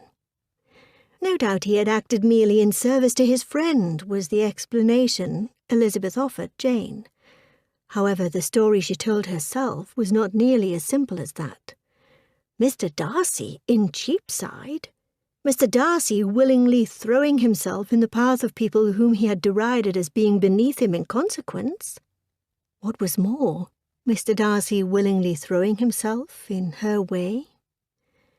Perhaps this is his way of letting me know he does not harbour any ill will toward me for the harsh mode of my rejection. Elizabeth could not help but consider. Part of her wished she and Jane had not left town when they did. To have seen first-hand how Mr. Darcy comported himself among my London relatives would have been something. If nothing else, she would have suffered the satisfaction of seeing the look on his face upon realizing that she had fashionable relations of sense and education, and of whom she was just as proud as he was of his noble family. The whole business of Mr. Darcy's purposes for venturing to Cheapside of all places really gave Elizabeth something to think of. Perchance she would have seen in his eyes a measure of regret in having proposed to her in such an ungentlemanly manner. Perchance I would have seen a man with some willingness to atone, not only for his offences against my sister, but also for his officiousness toward me. Chapter 7. A Secret Admirer. Every available servant at Longbourn paraded into the drawing-room bearing large, colourful bouquets of flowers. The housekeeper, Mrs. Hill, oversaw the floral placements throughout the room. It was the morning after an assembly in Meryton. "What exquisite flowers!" Mrs. Bennet proclaimed. "And such lovely colours! The sender must have purchased every available blossom between here and London," she said, as she pored over them. "Pray, do you have any indication of who the sender is?" she asked, directing her inquiry to Mrs. Hill. "No, madam. I was told the sender asked to be kept anonymous. I dared not press." Mrs. Bennet waltzed across the room, seized her eldest daughter's arm, and steered her toward one of the arrangements. "Dearest Jane, how fortunate you are! I always said you could not be so beautiful for nothing," she said, her voice teeming with satisfaction and pride. "All our friends will surely envy you now." "I would not be so quick to assume the flowers are for Jane, my dear," said Mr. Bennet, peering over his paper. "What of our 4 other daughters? Especially my Lizzie. No doubt she was not without her own fair share of admirers at last night's assembly." "Lizzie? Oh, Mr. Bennet, how you love to vex me! Why in the world would anyone send flowers to such an obstinate, headstrong girl as Lizzie? Why on earth must you always be giving her such preference?" "Perhaps being obstinate and headstrong is the fashion," said Mr. Bennet. His eyes twinkled with a hint of merriment and mischief. "By my count, Lizzie is the only one of our fair daughters to have received an offer of marriage." Lowering her eyes, Elizabeth placed a gentle hand on her elder sister's arm. Jane, of all people, did not deserve such a slight, even if it was unintentionally applicable to her situation. Her mother scoffed. "And look at what became of that! Charlotte Lucas now stands in line to be the next mistress of this home because of it. Mr. Collins would have been far wiser had he offered for Jane instead. Or even Mary, who I am sure would have been happy to have him." As much as Elizabeth revered her father, she did not like being the means of his frustrating her mother. Wanting to put an end to the discussion, she said, "Well, regardless of who sent the flowers to whom, they are lovely indeed. There is no reason any of the 5 of us cannot pretend a secret admirer of our very own sent them." "What nonsense, Lizzie! Jane's secret admirer and Jane's alone sent the flowers. The only question I have is which of her 2 beaux is the one, Mr. Hemmingsworth or Mr. Bingley?" Mr. Bennet peered over the rim of his glasses. "Mr. Bingley, you say? Now that is a name I have not heard mentioned for a while." "Yes," Mrs. Bennet cried. "Mr. Bingley has returned to Netherfield Park. A little late by my calculation." She shrugged. "Better late than never, I suppose." Young Kitty scoffed. "Too late by my calculation, for our dearest Jane has caught the eye of the handsome Mr. Hemmingsworth. I dare say Mr. Bingley does not stand a chance of winning her back." "Kitty!" Jane cried, in an attempt to rein in her sister's exuberance. "I do not think I have seen a more handsome gentleman who cannot boast of being an officer," said Lydia. "The same goes for his brother, of course." "How fortunate that you all have met the newest two eligible men to grace our society, with no trouble at all on my part, I might add. How fortunate indeed," said Mr. Bennet, returning his eyes to his paper. "No trouble at all on your part, indeed. Oh, what a shame, having been bested by the Lucases once again. Sir William took such delight in making the introductions.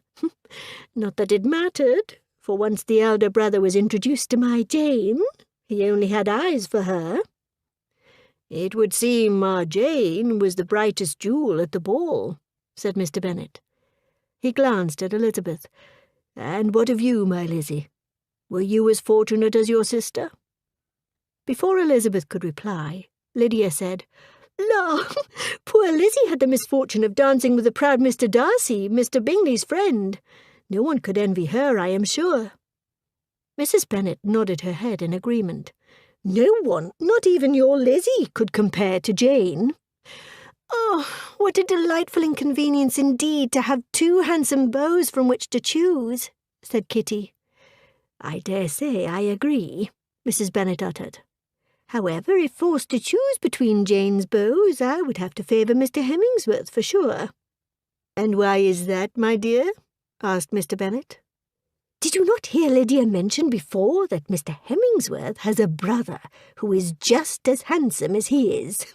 Indeed, they are twins. Why, he would be perfect for one of our other girls. Jane's marrying the elder of the two must surely bode well for one of her sisters." She clasped her hands. "Oh, I do hope the two gentlemen will call on Longbourn today, as I will be sure to invite them to take a family dinner." "I am afraid you will surely have to wait, for I heard Mrs. Long telling Mrs. Green the gentlemen were to return to London today," said Mary. Likely overcome by the fragrance of so many fresh-cut flowers, she sneezed. "Already?" Mrs. Bennet cried, spinning on her heel to regard her middle child directly. "For heaven's sake, they have hardly settled, and they are traipsing off to town already.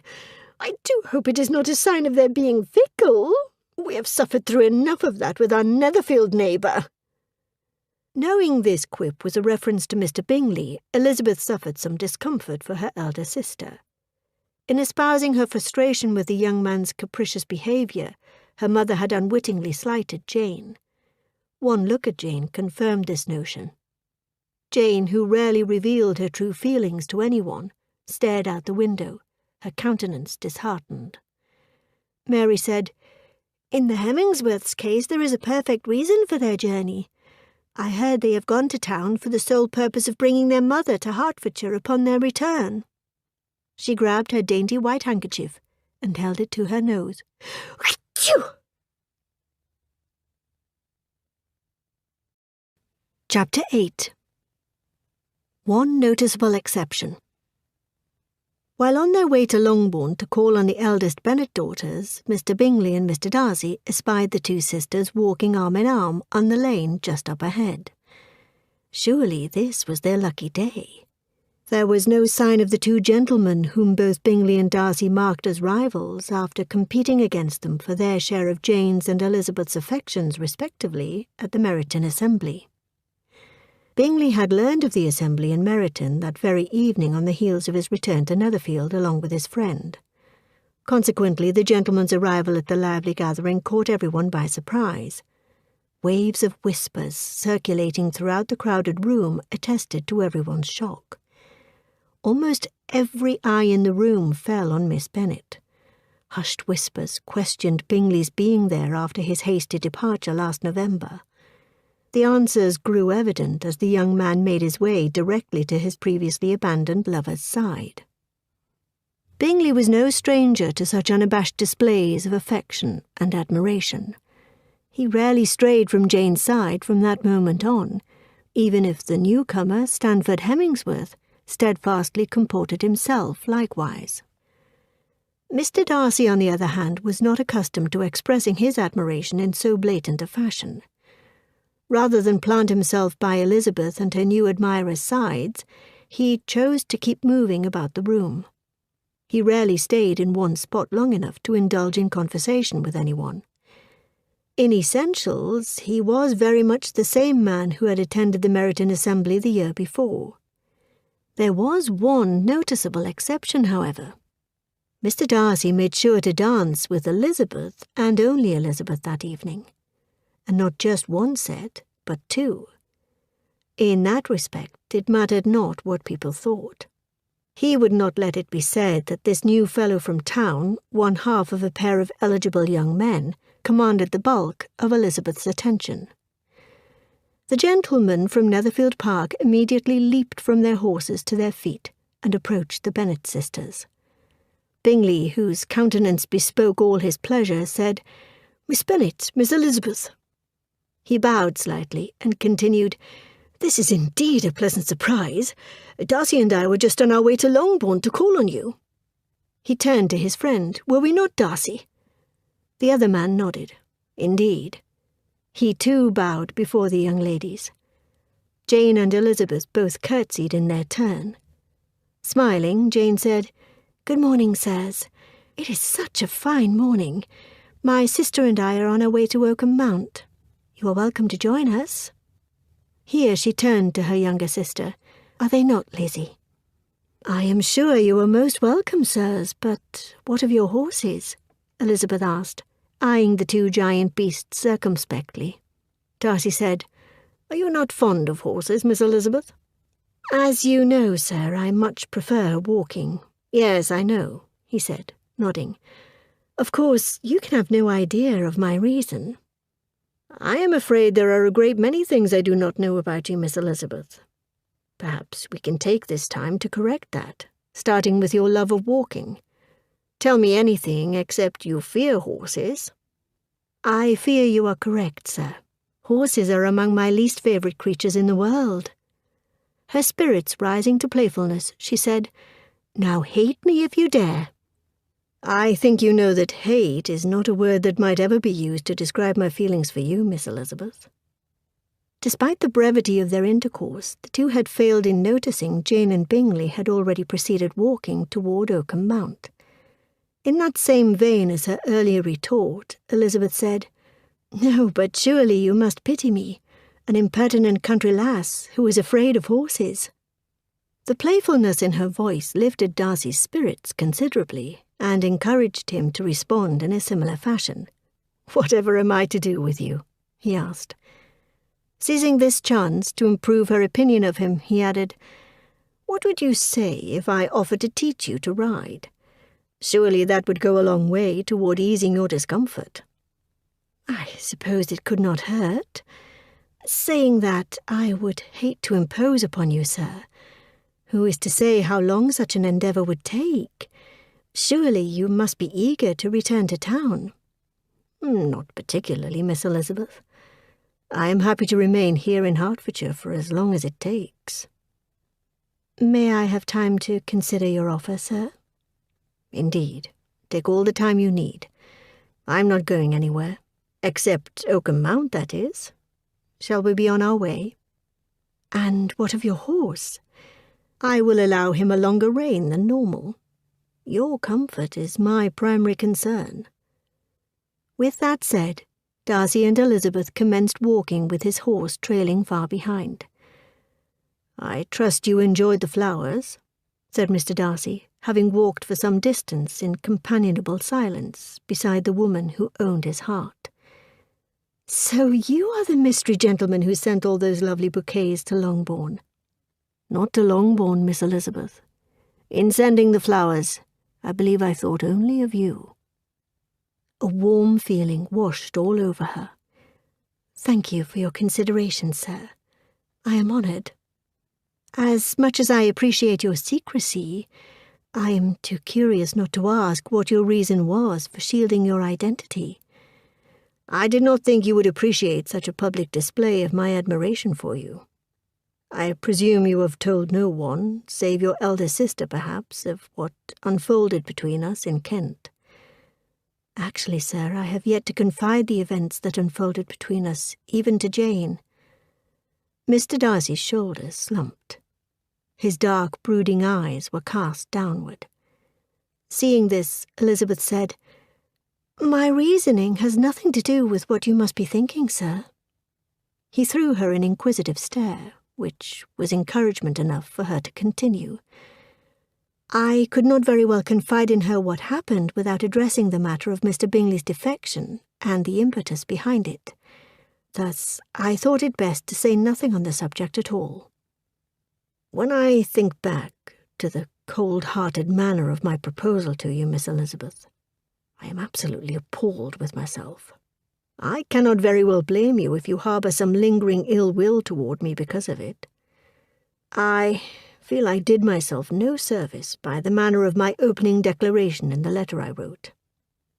He recalled his exact words.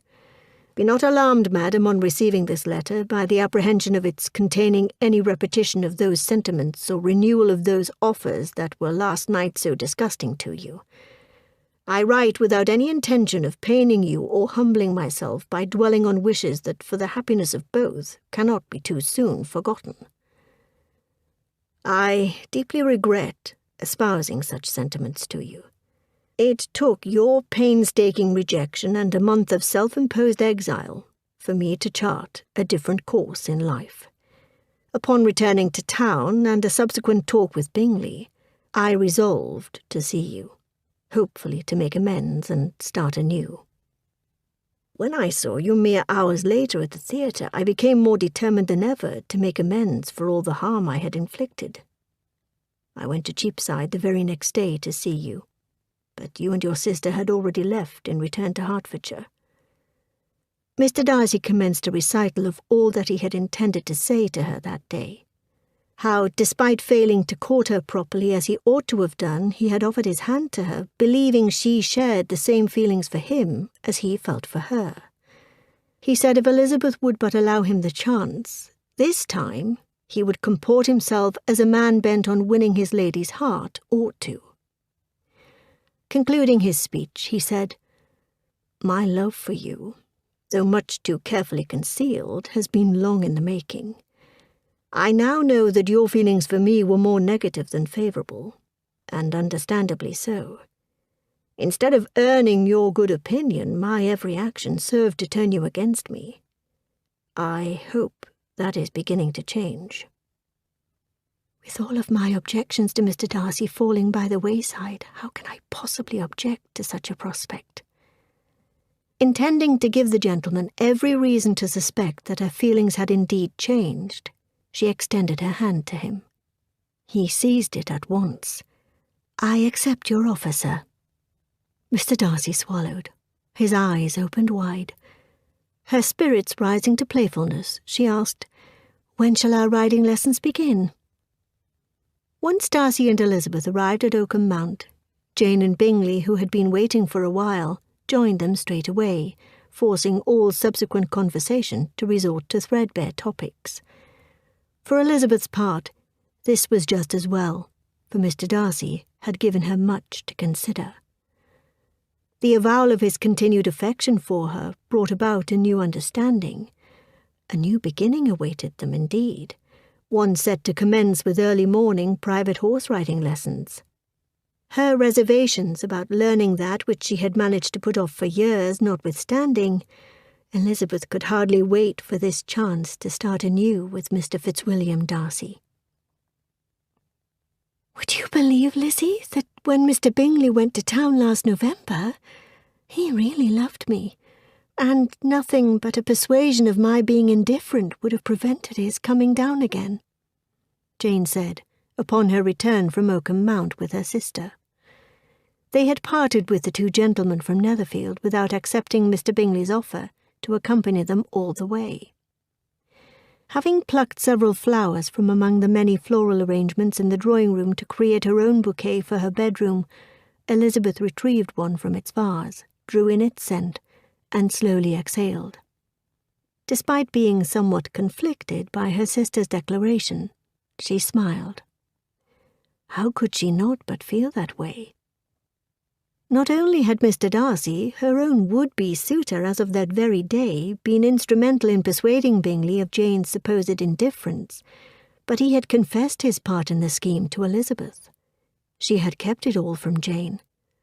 At first, Elizabeth had persuaded herself that she was merely protecting her sister from further suffering. As day after day passed by, Elizabeth could not say with certitude that she was not simply protecting Mr. Darcy. Her would-be suitor. She reflected on this new depiction of the gentleman, for how else was Elizabeth to describe him? That a gentleman would propose to a woman who had rejected him once was incomprehensible, especially for a gentleman like Mr. Darcy. Another supposed suitor whom she had rejected came to mind, Mr. Collins, particularly his response. "You must give me leave to flatter myself, my dear cousin, that your refusal of my addresses is merely words, of course." The ridiculous man had even threatened that despite Elizabeth's various attractions, it was by no means certain that another offer of marriage may ever be made to her. Concluding his rebuttal, he had declared, "Your portion is unhappily so small that it will in all likelihood undo the effects of your loveliness and amiable qualifications. As I must therefore conclude that you are not serious in your rejection of me, I shall choose to attribute it to your wish of increasing my love by suspense, according to the usual practice of elegant females." And yet Mr. Darcy had declared his intention to court her properly. Where else would the successful pursuit of such a courtship end, but at the wedding altar? "Lizzie, did you not hear what I just said?" Jane asked, interrupting her sister's silent reverie. Elizabeth nodded. "I always suspected as much, dearest Jane. Mr. Bingley would have to have been a fool not to fall in love with you. I know you always had faith in his love for me, even when my heart had its fair share of doubt. Pray, does this mean you have forgiven him, and you are ready to resume where you two left off in November? You know as well as I do that it is not as simple as that. I take it you are speaking of your budding romance with Mr. Hemmingsworth. I do not know that it is fair to characterize our acquaintance as a budding romance. Then how would you describe it? Oh, Lizzie, the time I have spent getting acquainted with Mr. Hemmingsworth ranks among the happiest times in my life. When we are together, I never wish to be parted from him. When we are apart, it is all I can do not to think of him." "Are you saying you are already in love with Mr. Hemmingsworth?" I hardly know how to describe my feelings for him, especially since I was sure that I was in love with Mr. Bingley for so many months, before making Mr. Hemmingsworth's acquaintance." "Does that mean you are still in love with Mr. Bingley?" Jane shrugged. "That I cannot say with certitude. I know I no longer suffer the pain of our abrupt separation as sorely as I once did. Do I not owe it to him to give him another chance?" Elizabeth shook her head. "No, you do not owe Mr. Bingley anything. The only thing that matters is your obligation to yourself. If you fear you will forever suffer regret in not allowing Mr. Bingley to make amends, then you must decide based on that." Jane sighed. "Oh, if I am to be honest, I would have to say that I do not want to injure either of the gentlemen. As selfish as that sounds, it is truly how I feel." "Well, Jane, there is no law that forbids you from enjoying the attentions of both Mr. Bingley and Mr. Hemmingsworth, is there? I am certain my mother would not wish for me to behave in such a manner, not when she is so eager to get rid of all of us. Jane, you are so good. While I am certain I shall never be as good as you, perhaps in such a case as this you should follow my example." "What do you mean, Lizzie?" "I posit you must pay no attention to our mother, especially where your own felicity is concerned. She would have happily seen me married to Mr. Collins after all." Elizabeth seized her sister's hand.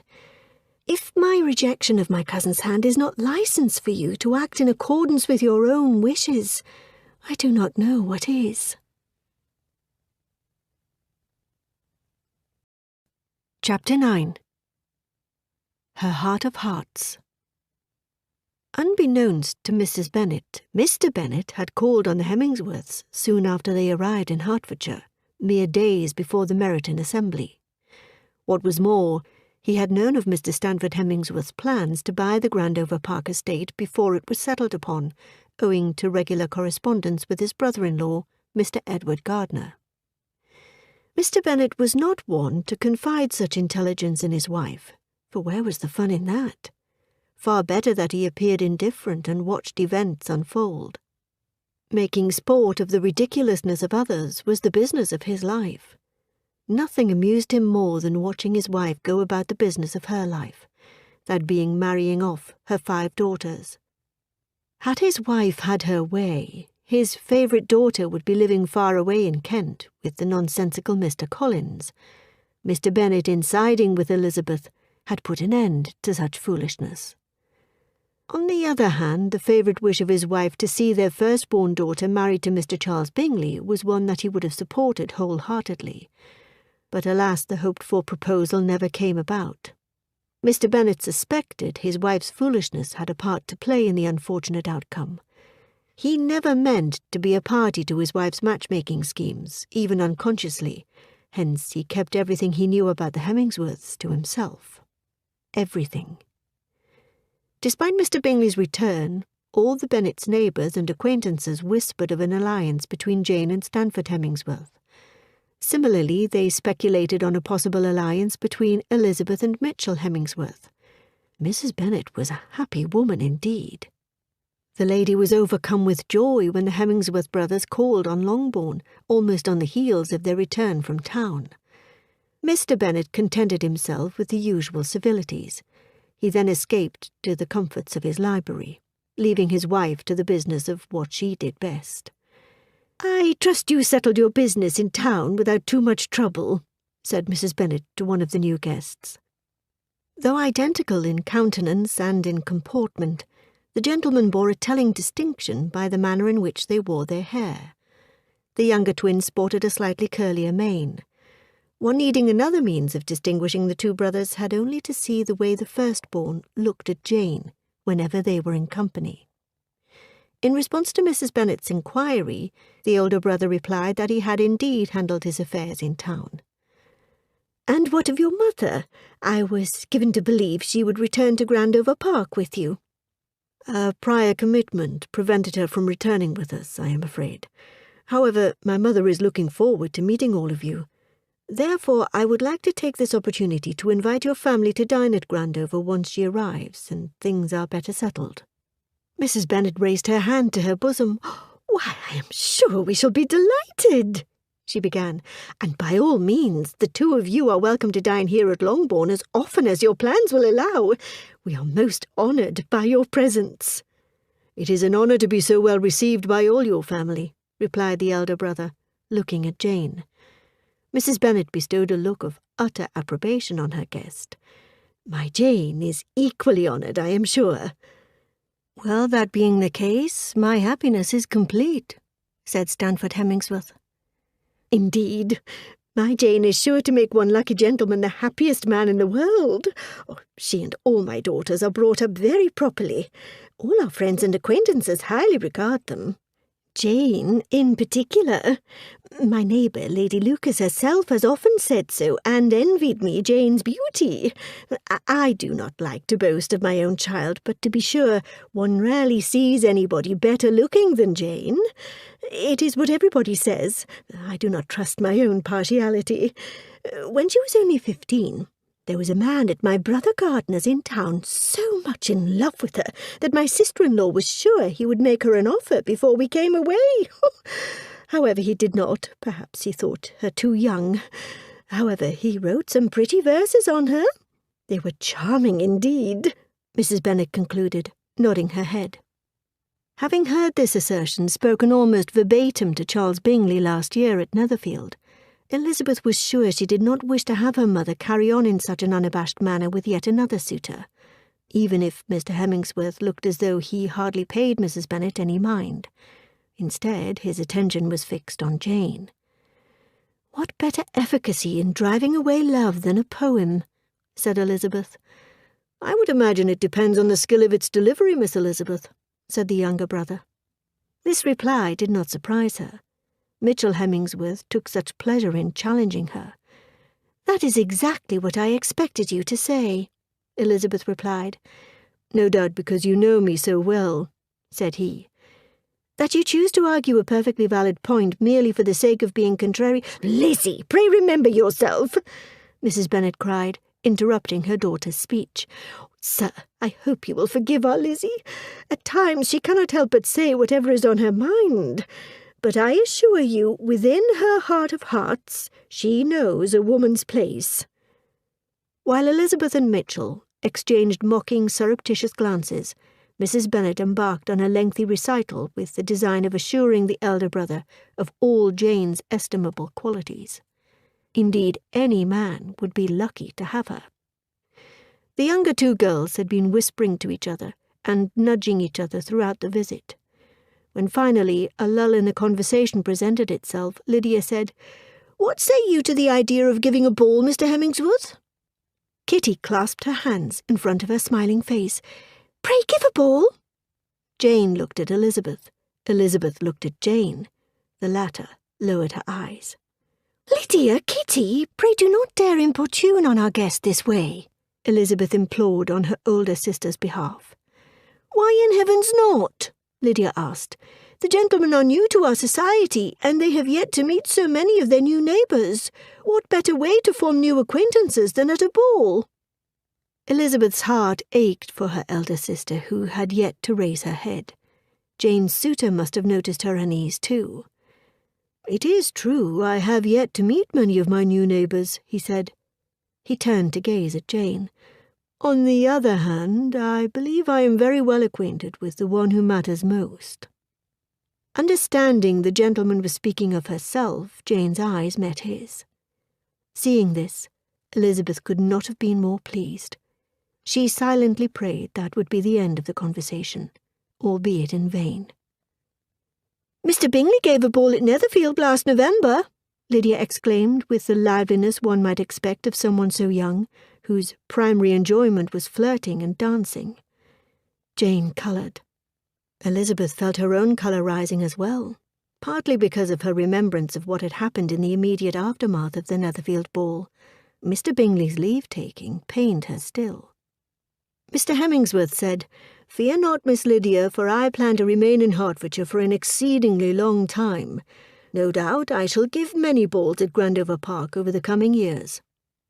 The younger girls burst into silly peals of laughter and hugged each other, undoubtedly pleased with this reply. Elizabeth exhaled. Not that her sisters making a spectacle of themselves was cause for relief, but because they had averted the topic of the Netherfield ball. She gazed outside a nearby window. The sun shone brightly, and the swaying of the tree leaves hinted at a gentle breeze. The flowers dotting the landscape had burst with colours of late spring. Her mind drifted 3 miles away to the neighbouring estate, Netherfield Park. Memories of having danced with Mr. Darcy last November gave way to memories of having spent time alone with him that very morning horse-riding on the outskirts of the estate. How different he is now than the man whom I thought him to be then. Her mother's voice pierced Elizabeth's silent musing. "I suspect Mr. Hemmingsworth has never seen the view from Oakham Mount," said Mrs. Bennet. "It is such a lovely day for a walk. Perchance, Jane and Lizzie, the two of you might venture there with our guests. It is such a long walk, a delightful walk to be sure. I dare not ask any of the other girls to join you. None of them are particularly good walkers," she added, directing the last part to the guests. After nearly an hour watching her mother's none-too-subtle matchmaking machinations, this was an offer neither Elizabeth nor Jane dared to refuse, and soon the 4 young people were on their way. Chapter 10. A Way with Words. Minutes after the foursome took their leave, Mrs. Hill walked into the room. "Mr. Darcy and Mr. Bingley," she said. The two gentlemen stood side by side upon entering the room, one anxious, the other cool and reserved. "Mr. Bingley!" exclaimed Mrs. Bennet. "Why, this is a surprise indeed." She threw a glance at his friend. "Mr. Darcy, your presence is no less of a surprise, I am sure." Mr. Darcy merely nodded. "It is a long time, Mr. Bingley, since you went away," said Mrs. Bennet after the guests had taken their seats. He readily agreed to it. "I was afraid you would never come back again. So many changes have happened in the neighbourhood since you went away. Miss King has gone away to Liverpool after having inherited £10,000, and the militia has left for Brighton and has thus deprived us of the colourful Lieutenant Wickham. Oh, what a perfect gentleman! Oh, and Miss Lucas is married and settled. I suppose you have heard of it. Indeed, you must have seen it in the papers." Bingley replied that he had. "Indeed, Miss Lucas married our own Mr. Collins," Mrs. Bennet said. "It is a shame, to be sure, for she and Mr. Collins may turn my poor daughters and me out as soon as they please once Mr. Bennet is dead. Oh, but alas, some daughters are wiser than others where honouring one's familial responsibility is concerned." Bingley hardly paid attention to Mrs. Bennet at all. He was far too busy looking at the doorway, that or staring out the windows, and at length the young man's anxious state drew Kitty's notice. "Are you looking for someone, Mr. Bingley?" "La!" cried Lydia.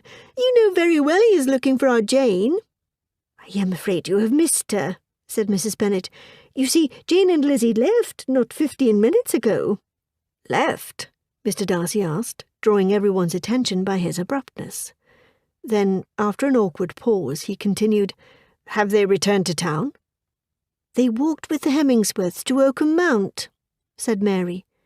"I suppose if you hurry you might catch them," said Kitty. "What nonsense!" her mother cried, taking umbrage at her daughter's suggestion. It was not as though Mrs. Bennet was displeased to see Mr. Bingley, but she did not want to risk him getting in Mr. Hemingsworth's way. Between Mr. Bingley and Mr. Hemingsworth, the latter held a decided advantage where Mrs. Bennet's ever-constant matchmaking schemes were concerned. Not only was he wealthier, but he had never been the means of disappointing her family's hopes. Mr. Bingley, on the other hand, needed to prove himself once again worthy of Mrs. Bennet's unabashed approbation. "Why, I am sure neither of the gentlemen knows the way," she said. "On the contrary," Mr. Bingley said, shaking his head, "I have gone there on several occasions, even as recently as yesterday." "Then surely you have grown tired of seeing the view by now. I am sure nothing has changed. I think I will take Miss Kitty up on her suggestion nevertheless. What say you, Darcy? I have found time spent seeing the view from Oakham Mount quite agreeable. It would be a shame to forego the possibility of an equally pleasurable diversion today." "Then it is decided." Both gentlemen arose from their seats, made quick work of bidding the 4 Longbourn women adieu, and took their leave. Darcy and Bingley were well on their way to Oakham Mount when they espied the Bennet sisters and the Hemingsworth brothers heading back to Longbourn. They dared not pretend the aim of their sojourn had nothing to do with spending time in company with Jane and Elizabeth. Hence they turned and walked with them once they were all face to face and had dispensed with all the usual civilities. Before long, Jane and her beaux had outpaced Elizabeth and hers. The latter 3 of them walked in companionable silence, the gentlemen at either of Elizabeth's sides. She could only imagine what the 2 men were thinking. She was on the verge of speaking when Mitchell Hemingsworth cleared his throat. "Although this is a lovely day for a walk, I wager horse riding would be just as refreshing," said the younger man. "What say you, Miss Elizabeth?" Before she could fashion a reply, Mr. Darcy said, "Miss Elizabeth is particularly fond of walking." "No doubt," Hemingsworth said. "Who does not enjoy a brisk walk now and then? Surely this does not negate one's desire for a speedier mode of moving about. Do you agree, Miss Elizabeth?" "I dare not argue your point, sir. Suffice it to say, not everyone is in the position of enjoying such a pursuit. I, for one, have an aversion where horse riding is concerned." "Surely you are not afraid of horses, Miss Elizabeth?" "You might say that," she said. Then you must allow me to help you overcome said objections, said Mr. Hemmingsworth. Miss Elizabeth already has someone to assist her in overcoming her reservations, Mr. Darcy said. The younger man looked at Elizabeth questioningly. Oh? Elizabeth said, Mr. Darcy offered to teach me to ride horseback as a means of overcoming my fear, and I have accepted his proposal. Then, catching herself, she said, I mean to say his offer. I accepted his offer. Is that so? Hemmingsworth asked, his brow arched. Hardly knowing how to look or feel after such a telling blunder, Elizabeth half smiled. Surely one can benefit from expertise from multiple sources. Hence my offer stands, Hemmingsworth countered. Once I am done with the lessons I have in mind for Miss Elizabeth, I doubt she will wish to pursue them with another, said Mr. Darcy. I must say, Mr. Darcy, you certainly do have a way with words. You seem to imply more than you state. Do I? Perchance you pride yourself on possessing such a talent. Be careful what you say, Mr. Hemmingsworth. Take care you do not put words in my mouth that would not otherwise be there. The other man gave him a look. As I was speaking of whether Miss Elizabeth will avail herself of my offer, only time will tell. Is that so? Indeed. Miss Elizabeth and I will likely spend a lot of time in each other's company now that my brother and I have settled here in Hertfordshire. We cannot always walk to Oakham Mount, despite its various enticements. Inwardly, Elizabeth gulped. Is Mr. Hemmingsworth deliberately trying to provoke Mr. Darcy? She wondered. She glanced toward Mr. Darcy. He turned to face her, his eyes brooding. Elizabeth did not know what to think. Was he angry, or simply annoyed? Perchance your time with Miss Elizabeth in Hertfordshire will not last as long as you think. I do not see why I should not be able to be in company with Miss Elizabeth for years to come, Mr. Hemmingsworth said. Mr. Darcy's response was instant. Miss Elizabeth cannot always be of Longbourn. Mr. Hemmingsworth did not blink. True enough. We neither of us can predict what will happen in the future, or where our paths will lead. Speaking of which, no doubt your path must surely soon lead you to Derbyshire. A man like you cannot always be away from your estate. I thank you for your concern about my comings and goings, Mr. Darcy said. I assure you your concern is unwarranted. I always behave in my best interest. For the present, as well as the indeterminate future, my current situation is the most advantageous arrangement for my purposes. Meanwhile in Kent, some mischief was afoot. Mr. Collins, having read the missive he borrowed from Elizabeth without her knowing, had yet to find a way to use the information held therein to his advantage. What a conundrum he suffered, wanting to appease his noble patronage by imparting such vital knowledge as he possessed about her nephew's true intentions toward Miss Anne de Bourgh, or rather, lack thereof. At the same time, he was withholding information that might damage his own standing in Lady Catherine's eyes, what with him knowing what he now knew about her noble family's brush with scandal. Such information indeed would cause untold harm to the Fitzwilliam family were it made known. The young man paced the floor with his hands clutched behind his back. How would her ladyship want me to act in such a case as this? Collins wondered. Weeks had passed since he last read Mr. Darcy's letter. He ought to have memorized every line, but he had not. By now he was not sure what he thought he knew. He came to an abrupt halt. First I shall reread the letter, and then I shall have a better idea of how I ought to approach Lady Catherine. Collins hurried toward the door, eased it open, and poked his head just outside. He looked up and down the hallway. Then, seeing no one about, he listened for a few seconds more for good measure. The last thing he wanted was to be caught reading a letter he had no business with. How would he explain to Mrs. Collins how he came into possession of a letter from Mr. Darcy to her intimate friend? Ducking his head back inside the room, he reached for the doorknob and turned the key, locking himself inside the room. Even this would not do. How would he explain a locked door in a household of 2, the servants not counted? He could not, despite his dear wife's frequent habit of accidentally locking her bedroom door at night. Hence Collins unlocked the door. I shall simply tuck the letter inside a book.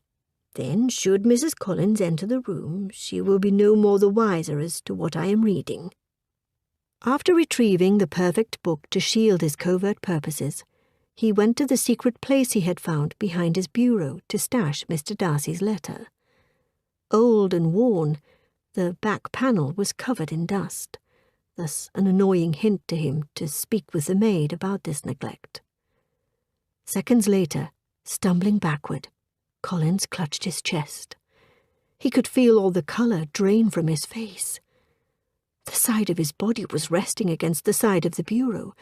The next thing he knew, he slumped to the floor. "Mr. Darcy's letter. It's gone," he croaked. The next instant, the door flew wide open. Mrs. Collins stood inside the doorway, her eyes opened wide and trained on her husband. What was he doing cowering on the floor next to the bureau, his complexion a harrowing shade of pale? "What on earth is the matter, Mr. Collins?" she asked, entering the room. "You look positively ill. You look almost as though you have seen a ghost." Deep inside, his lady did not know whether to laugh or to cry, for she knew exactly what was afoot and what her husband had done. Mr. Collins's anxious expression, the way he huddled close to the bureau, it was ridiculous. Ridiculous, abominable, and intolerable. Chapter 11. Kindred Spirits. The Hemmingsworth brothers took a family dinner with the Bennets at Longbourn that evening. For Mrs. Bennet's part, it was not as though she was showing a preference for one of Jane's suitors over the other. Had she not invited Charles Bingley to dine with her family many times theretofore? Circumstances, it seemed, always conspired against them. Even she knew the folly of too many beaux in the same place at one time. Nevertheless, there would be time enough to invite Mr. Bingley and, by default, his friend Mr. Darcy to a family dinner later in the week. After dinner was served, and everyone had gathered in the parlour for cards, Elizabeth found a minor distraction in the game. Ever since they parted in the lane, her mind had been busily engaged with thoughts of her earlier companion, Mr. Darcy. She especially thought of their plan to meet early the following day for her lesson. Even if she were an avid horsewoman, which of course Elizabeth was not, feigning ignorance was well worth the chance to be under Mr. Darcy's tutelage. She could not help but wonder about the verbal sparring between Mr. Darcy and Mr. Hemmingsworth. The former bore it tolerably well, but Elizabeth would have much preferred a more civil stance between the two men. If only she could find a means of keeping the peace between them. Glancing in Mitchell Hemmingsworth's direction, Elizabeth detected he was looking right at her, his eyes alight with merriment.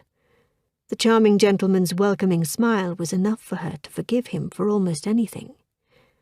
"Miss Elizabeth," Mr. Hemmingsworth said, "I see that you are very skilled at this game. Would you care to have a match of whist with me?" "I would be delighted, sir," she said with a smile. He and his chosen partner challenged her and hers to several games, which the latter won easily. As amused as she was, Elizabeth suspected he was letting them win. Everything she knew about him informed her that he was too competitive not to excel in whatever endeavour he set his mind to. Upon first making his acquaintance in London, Elizabeth knew and understood it would be advantageous to her sister Jane's prospects if a friendship formed between Mr. Hemmingsworth and her. She never imagined she would enjoy his company as much as she did. Indeed, theirs was a genuine friendship, one of kindred spirits, Elizabeth liked to think. If only he did not go out of his way to antagonize Mr. Darcy. Later on, Mitchell Hemmingsworth, espying Elizabeth off to herself, approached her for a not unanticipated private tête-à-tête. Is there something you wish to tell me about your acquaintance with this Darcy fellow? Something I ought to know, perhaps?" Having spent the better part of the afternoon with both gentlemen, and detecting an abundance of none-too-subtle masculine showmanship between them, Mr. Hemmingsworth's question did not surprise Elizabeth. He was nothing if not direct and observant. "I am sure there is nothing to tell," Elizabeth said slowly. "May I ask you if there is a particular reason you are so attentive to the gentleman, and he to you?" Elizabeth hesitated, and considered Mr. Hemmingsworth's question for a moment. He had a good understanding of human nature. His observation was as genuine as could be, and she found it intriguing that they were so much alike in that regard. However, Elizabeth had told no one about Mr. Darcy's marriage proposal, not even Jane. Surely this was not the time to reverse course. "Why do you ask such a question, Mr. Hemmingsworth?" she asked, handing him a cup of freshly poured hot coffee. "Like you, I fancy myself an excellent studier of people's character. Based upon my observations of the two of you when in each other's company, I would say there is far more to your relationship than you would have anyone know. Pray tell me if I am mistaken. One word from you will silence me on the subject." "I cannot say that you are mistaken, sir. Or rather, I will not say you are not mistaken. The truth is, I have spoken to no one other than Mr. Darcy himself on the matter. Therefore I believe it to be a solemn trust, for lack of a better description, solely between the gentleman and me." "I will not pry. I am sure you have your reasons for keeping secret affairs between you and the gentleman. Still, should you wish to confide in someone who is entirely impartial on the subject, I might add, I am more than willing to listen." "Impartial, you say?" Elizabeth began, her voice teasing and playful. "And what of our little ruse to protect you from all the matchmaking mammas in Meryton, including my own? The one that finds the two of us frequently enjoying each other's company?" "Our little ruse indeed. I say that is all the more reason to take me into your confidence. How else shall we pass the time if not by regularly engaging in such stimulating intercourse?" "Mr. Hemmingsworth!" "What did I say?" he asked. Then, leaning a little closer, he said, "By the way, our little scheme is working, I think, at least where your mother is concerned. Not once has she hinted at an alliance between one of her daughters and me, including you, I might add. Why is that? I thought you wanted to be spared such attention on my mother's part, and yet you are questioning your good fortune. Do not wilfully misunderstand me, Miss Elizabeth. I believe you know exactly what I meant. So why is your mother ignoring the possibility of an alliance between the two of us? The reason is quite simple. You see, sir, my mother has given up on the possibility of my ever marrying anyone. Therefore, were you to fall to your knees and request my hand in marriage this very moment, I am sure she would pay no attention at all." The gentleman set his porcelain cup aside. "Shall we test your theory, Miss Elizabeth? I am willing if you are." Elizabeth gasped. "You would not dare!" The gentleman laughed a little. "As tempting as you are perfectly safe with me, for now. However, you have yet to answer my question to my satisfaction. Why has your mother given up on you? Surely her reasoning can have no factual basis. Your manifold attractions are too amazing to ignore." She shrugged. "Were I to tell you, I fear your opinion of me might sour." "Is it as dreadful as that?" "My mother would say so, as would most of our neighbours and acquaintances, I am sure." "And what does your father have to say?" he asked, once again standing straight and tall. "Oh, he supported me, and in a manner my mother likely will not forget for as long as the three of us shall live. Now I am thoroughly intrigued. You must tell me all there is to tell." "Well, sir, as we shall have ample opportunity for such intercourse, what say we defer this conversation until our circumstances allow us to do it justly?" The young man leaned forward. "I plan to hold you to that, Miss Elizabeth," he said, his voice deep and rich, like fine, intoxicating wine. Elizabeth smiled. "I am sure you will." Then, inexplicably, an odd sensation that she could not immediately identify washed over her. Her smile froze in place, and her heart started pounding in her chest. She was not afraid of Mitchell Hemmingsworth. However, she was beginning to suspect that were it not for her ardent determination to win back Mr. Darcy's good opinion, she might be in some danger. Mitchell's liveliness of spirits and amicable manner fascinated her more than a little, and she was thankful when his older brother surrendered his place by her sister's side and joined them in want of a fresh cup of coffee. Chapter 12. A Curious Creature. To suppose Mrs. Bennet ignorant to what was unfolding before her very eyes would be akin to misunderstanding the lady's character.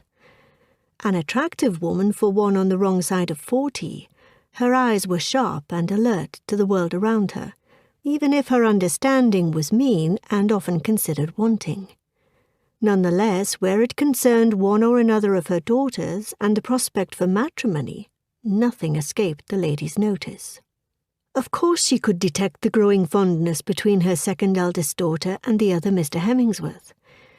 To her dismay, however, Mrs. Bennet had learned the perils of counting future sons-in-law before the requisite marriage vows were exchanged.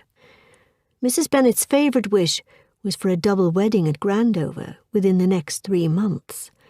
However, she dared not voice it aloud, for she was certain Elizabeth would do anything other than see her dearest wish come true.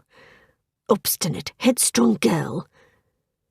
Naturally, should Bingley propose to Jane first, Mrs. Bennet was sure she would have no cause to repine. The thought of an alliance between Elizabeth and Bingley's friend also crossed her mind.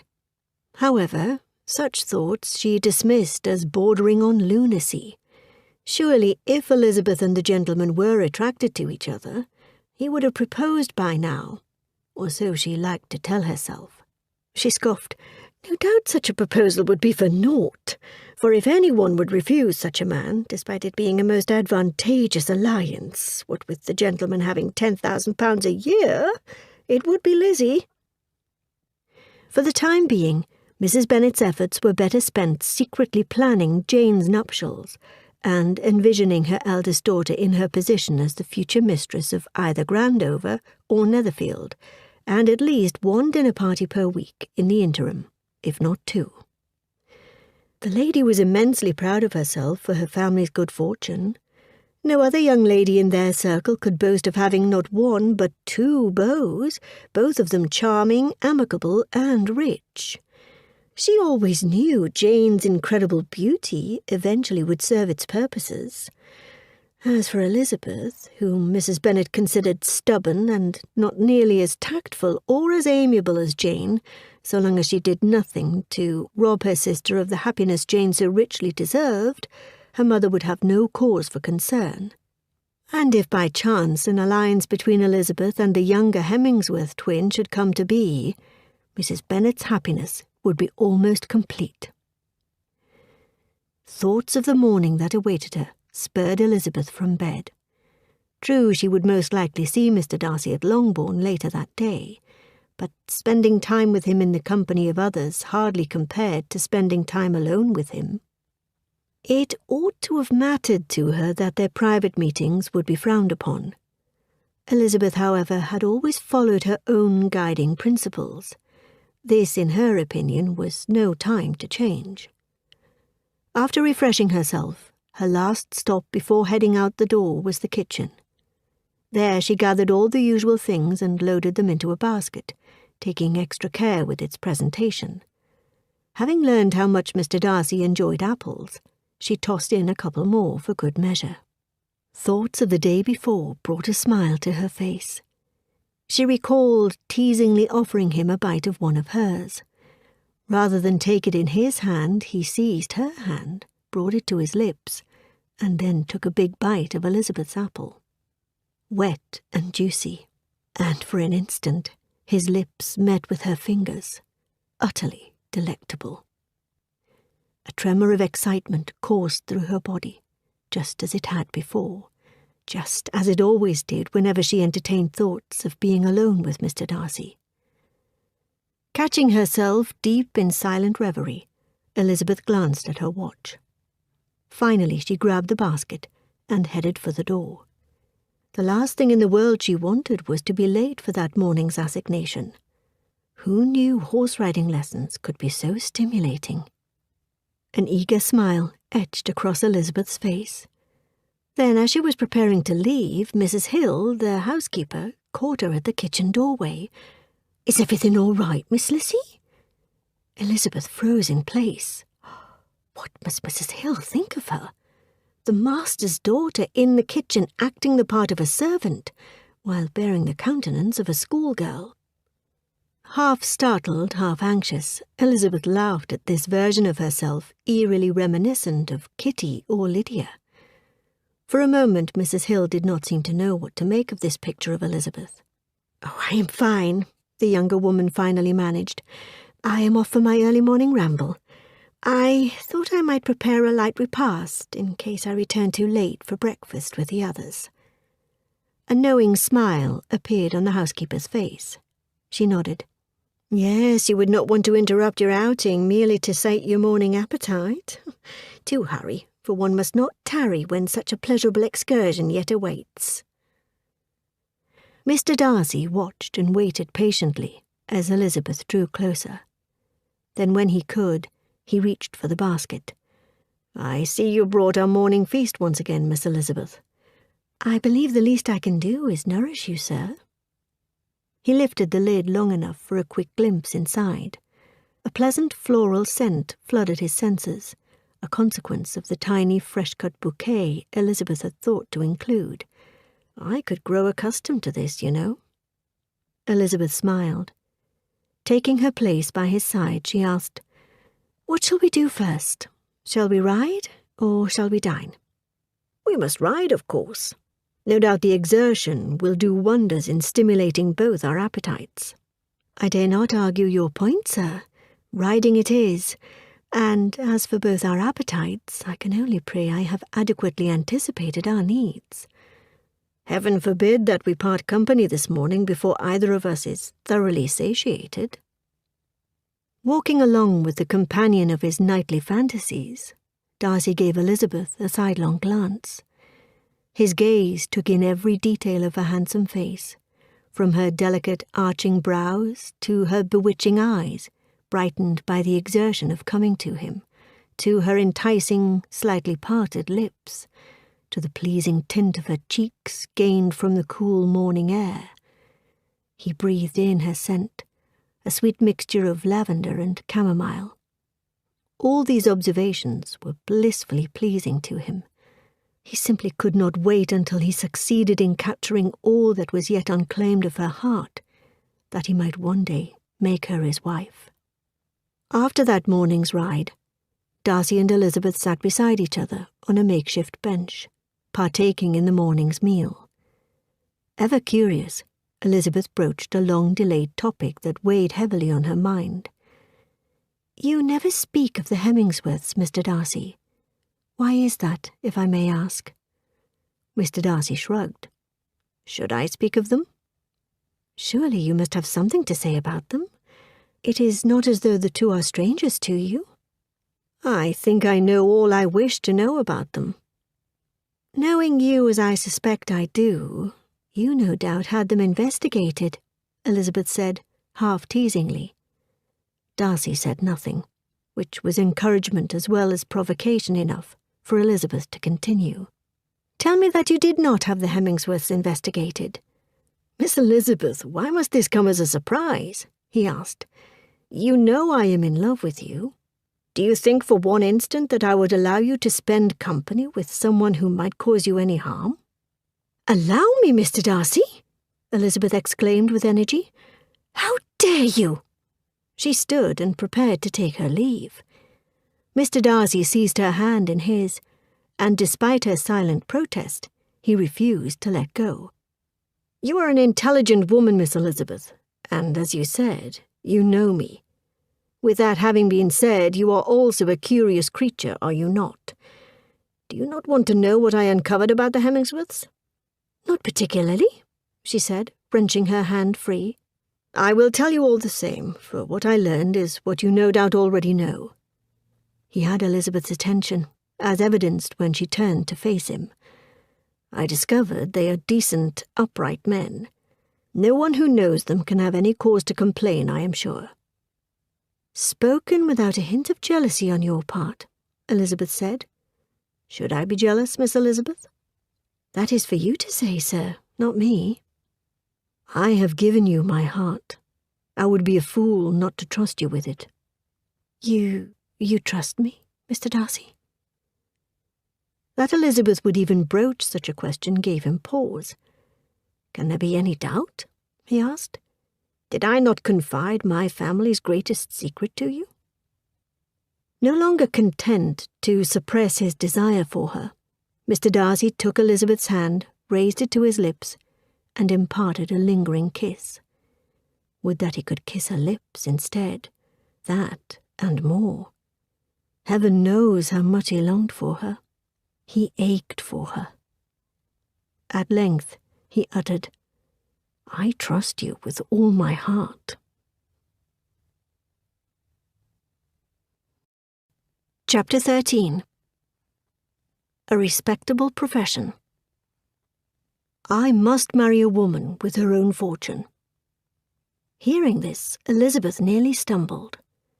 She could not help but wonder what it was about second sons that compelled them to inform her of their need to marry a woman with her own fortune. First there was Colonel Fitzwilliam, Mr. Darcy's cousin and the second son of the Earl of Matlock. Now it was Mr. Mitchell Hemingsworth's turn. Am I wearing a young lady in want of a husband sign on my back? In that same playful manner in which she had replied to the Colonel all those weeks ago in Kent, Elizabeth asked, Pray, what is the usual price of a younger son? Surely you would not ask above £50,000, which I believe to be the asking price of the second son of an earl, but I do not doubt you are just as worthy. I know you well enough to suspect a fair amount of teasing in your sentiment, Miss Elizabeth. That said, I shall not take umbrage, as my immediate future precludes me from any such prospect. Are you saying you are not presently in want of a wife? I have yet to discuss this with my family, so I must beg for your discretion. You see, Miss Elizabeth, I am seriously considering joining the military. My mother and brother have long wished for me to study the law, and perhaps I will. Just not now. I suppose being in the military is a respectable profession, albeit a dangerous one. Which is all the more reason for me not to tell my mother, or even my brother, for that matter. Remember, this is our secret. How do you know I can be trusted with such a secret, sir? As wholly unconnected to each other as we are, what if my loyalties lie elsewhere? And here I was relying on this undeniable bond between the two of us. Who might possibly tempt you to forsake my unwavering trust in you? Let me see, Elizabeth began. There is my dearest sister Jane, for one, and let us not forget— He held up his hand in jest. Pray say no more, my dearest. I fear my bruised ego cannot endure it. Those are interesting words, to say the least, for a man who moments ago all but affirmed his lack of intentions. Oh, but must my limitations as a second son preclude a lasting connection between us? Elizabeth nearly lost her step. Noticing this, Hemingsworth reached his hand out to steady her. Hurrying to restore her balance as well as her equanimity, Elizabeth said, Pray be serious, sir. I am very serious, Miss Elizabeth. The lasting connection I am referring to involves an alliance between my brother and your sister. Elizabeth exhaled. I suspect you might wish for an alliance between your sister and Bingley. Again, do not mistake me, Miss Elizabeth. I am sure Charles Bingley is a fine man. I have no doubt he can take excellent care of your sister. After all, happiness in marriage is a matter of chance, but there is no reason to suspect she will not be just as happy, if not more so, with a man like my brother. Of course, I should not boast of my own kin, but I would say he is one of the best men I know. Upright, constant, devoted, unflappable, driven, and steadfast. And did I mention exceedingly handsome? Here he smiled that wonderfully charming smile of his. He shrugged. Not that I am one to judge another man's good looks. Why are you telling me all of this? Because of your history with the gentleman at Netherfield, you may not be an ally in my brother's quest to win your sister's heart. I cannot fault you for that. I only ask that you not be a foe. I only want what is best for my sister. So if your brother is her choice, of course I shall embrace their union wholeheartedly. As for your being my sister's brother-in-law as a result, I shall be delighted beyond measure. And should you enlist in the military as you plan, I cannot vouch for your safety from my younger sisters. For once you don your military regalia, you will be in grave danger of both Kitty and Lydia. Further ahead, in the lane, Stanford Hemingsworth took Jane's hand in his. The two had just exhausted the subject of Jane's past with Bingley, and the likely reason for his return to his country home. He raised her gloved hand to his lips, and imparted a sweet kiss. There is little wonder you may be confused. I am well aware you were suffering a broken heart when we met. If you need time to consider where your heart lies, you must take all the time you need. I can imagine nothing worse than living one's life with regrets. I certainly would never wish you to suffer such a fate. As for me, I have never been so much in love with anyone as I am with you. You have known love, sir? Jane asked, her angelic eyes imploring. I thought so, no doubt a youthful folly. Knowing true love has made such a difference in my life. Until you are certain of your love for me, I remain your faithful servant. I am here. I am waiting for you. I shall respect whatever decision you make. Jane was in every way perfect for him. She was indeed the epitome of beauty and kindness. If she could not return his love, Hemingsworth did not know what he would do. He could not imagine living his life without her. Jane's blonde hair was as dazzling as the morning sun, her wide round eyes the colour of the sky. Her skin was delicate, fresh and sweet, like a perfect rose, and her lips, he surely imagined, tasted as delightful as honey. In her, Stanford Hemingsworth had found the embodiment of his entire life's hopes and dreams. I shall persist, and one day she may very well be mine. Hours after Mr. Hemingsworth's amorous declaration and his tender touch, the remembrance lingered still in Jane's mind. Oh, to but know a man who professed his heart's most ardent desire with no guarantee of mutual regard on the lady's part. Being wooed by two gentlemen, both of them handsome and amiable, was beyond Jane's wildest dreams. She told her sister Elizabeth as much that night before retiring to bed. I can think of no one more deserving than you, dearest Jane. But my indecisiveness robs me of my equanimity. I suppose you will have to decide between the two of your beaux at some point. However, if you were to ask for my opinion, I would say you already made your decision. Pray, what is your opinion, dearest Lizzie? I dare not say. Far be it from me to put my finger on Cupid's scale. It was just as well that Elizabeth kept her opinion to herself. Jane had not been entirely forthcoming with her sister. Indeed, Mr. Bingley had given her the strongest hints of wanting to spend the rest of his life with her. It was all she could do to prevent him from saying the words out loud. Whether Jane was not sure she wished to spend the rest of her life with him, or whether she was sure she did not want to be parted from Mr. Hemingsworth, she could not say. While the thought of spending her life with Charles Bingley did not offend her, The idea of being parted from Stanford Hemmingsworth was too much for her to bear.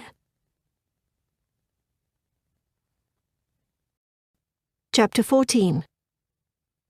Cause for Concern. Colonel Foster's young bride and Lydia Bennet became fast friends when the militia he headed was encamped outside of Meryton. Weeks had passed since the militia had gone to Brighton. Mrs. Foster, energized by the idea of Lydia's coming to stay with her, put forth the invitation. Despite Kitty's protests about not being included in the invitation, and Elizabeth's protests against the recklessness of such an invitation to a young girl of Lydia's wild animal spirits, Lydia's protests won the day. Mr. Bennet's abhorrence of anything that might disturb his tranquillity compelled him to agree, citing that Longbourn would have no peace unless Lydia had her way. Elizabeth was so upset over her youngest sister's impending trip to Brighton that she spoke of her distress with Mr. Darcy when they finished their early morning ride and sat beside each other on a blanket in a grassy field. Some mention of her primary cause for concern was inevitable, the dangers of her sister being in Mr. Wickham's proximity. Owing to the letter Mr. Darcy wrote to her laying bare Mr. Wickham's loathsome character, Elizabeth really feared for her sister's safety, what with Lydia's penchant for gentlemen in red coats in general, and her fondness for the lieutenant in particular. In further speaking of the letter, Elizabeth said, "It has been a while since I read it, having committed every word to heart. I can assure you I am not proud of how I comported myself toward you before knowing the full story of Mr. Wickham's treachery. Would that I could make amends for my condemnation of your character. Knowing that my sister's secret is safe from disclosure is the only thing I ask. I assure you, Mr. Darcy, your sister's secret is safe with me." Might I ask what became of the letter? Considering the spirit in which I wrote it, I can well imagine you balling it into your fists and tossing it into the fire upon your return to the parsonage house that day. On the contrary, sir. Darcy's look spoke to his concern. "Oh, you need not worry about its safekeeping, for I tucked it among my many letters from Jane. No one could possibly be concerned about the frequent correspondence between two sisters, I am sure. Although I would rather you had destroyed the letter, I am relieved to hear you exercised prudence where its safekeeping is concerned, more so because of my sister than myself, for having breached etiquette in such a fashion by writing to you at all. That said, if you now feel that conveying some semblance of its contents is a way to persuade your father against allowing your sister to travel to Brighton, where she too might fall prey to the likes of George Wickham, I shall provide my own verbal testimony to him, should you need me to do so." "Sir, as much as I appreciate your willingness to intervene on my behalf, I fear such a sacrifice might be in vain. My father as much as laughed at me when I tried to persuade him against allowing Lydia to visit Brighton." Elizabeth shuddered a little in recollection of her father's sardonic retort. He had gone so far as to tease of Lydia's having frightened away one of her sister's beaux, and further said, "At any rate, she cannot grow many degrees worse without authorizing us to lock her up for the rest of her life." On hearing Elizabeth's recitation, Darcy could not but wonder what manner of man would speak so callously about the possibility of ruination for one or more of his daughters. He took Elizabeth's hand in his and squeezed it gently.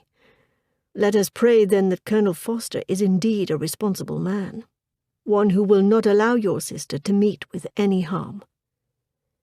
In silence he resolved to do even better. He was not a man without means, and when it came to protecting those he loved, there was nothing he would not do. He loved Elizabeth more than he loved anyone. Twin brothers Stanford and Mitchell Hemmingsworth had just finished horse racing across the vast meadows of Grandover Park. They now sat across from each other in the study, enjoying their drinks. After Stanford teased Mitchell over the latter's loss, a lengthy discussion ensued concerning the Bennet sisters, Jane and Elizabeth, specifically their respective intentions toward the young ladies. I like Miss Bennet. Indeed, I love her. I knew it from the first moment I laid eyes on her. I fully intend to make her my wife. However, we are not speaking of my feelings for Miss Bennet. We are speaking of your feelings for Miss Elizabeth." Mitchell swirled his beverage in its glass. "As a second son, does it matter how I feel? We both know I need to marry a woman with her own fortune. There is also Miss Elizabeth's situation to be considered." Stanford arched his brow. "Her situation? I believe her heart belongs to another." "To whom?" "Fitzwilliam Darcy," said Mitchell, his tone hinting at his feelings on the matter. Thinking back, Stanford had to admit he had detected symptoms of affection between Darcy and Elizabeth. But, similar to his view on Bingley's apparent affection for Jane, he did not give Darcy's feelings a great deal of thought. He rather supposed a gentleman as fastidious as Fitzwilliam Darcy, one who boasted of noble lineage, would never entertain any serious intentions for anyone beneath him in consequence. If that is indeed the case, why has he not offered for her? Mitchell shrugged. "Who says he has not?" "Supposing he has, why has she not accepted?" He shook his head. "I would rather not speculate." "Whatever is the case, if you like her, why not pursue her? As the wife of Mitchell Hemmingsworth, surely she would have no cause to repine." "I only want the best for her," said Mitchell.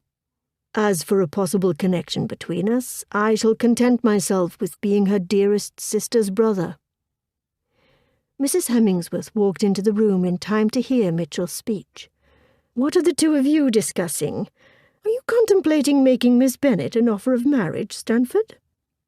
An elegant-looking woman, Mrs. Hemmingsworth was as true the protective matriarch as anyone, having raised 2 sons on her own after their father passed away when they were but 12 years old.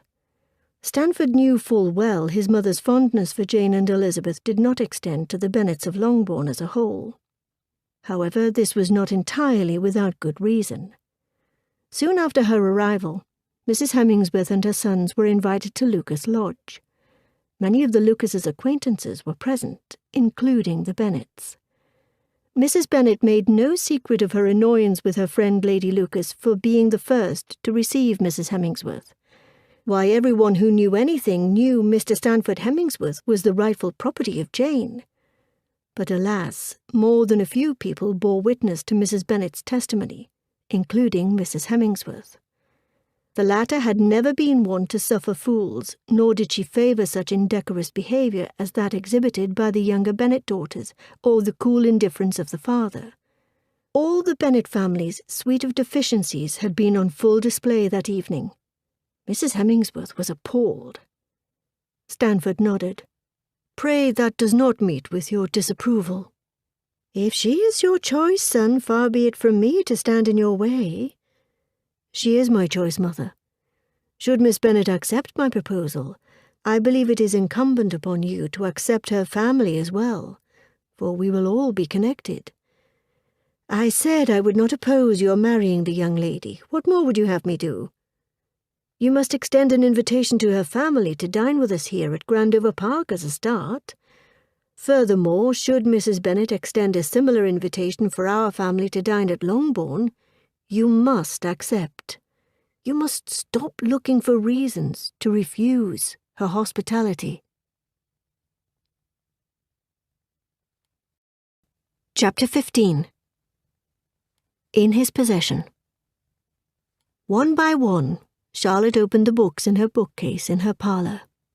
She flipped through the pages of each one of them and even turned them up and gave them a vigorous shaking, all to no avail. Each book was as empty as the one before. What a startling discovery. Where is it?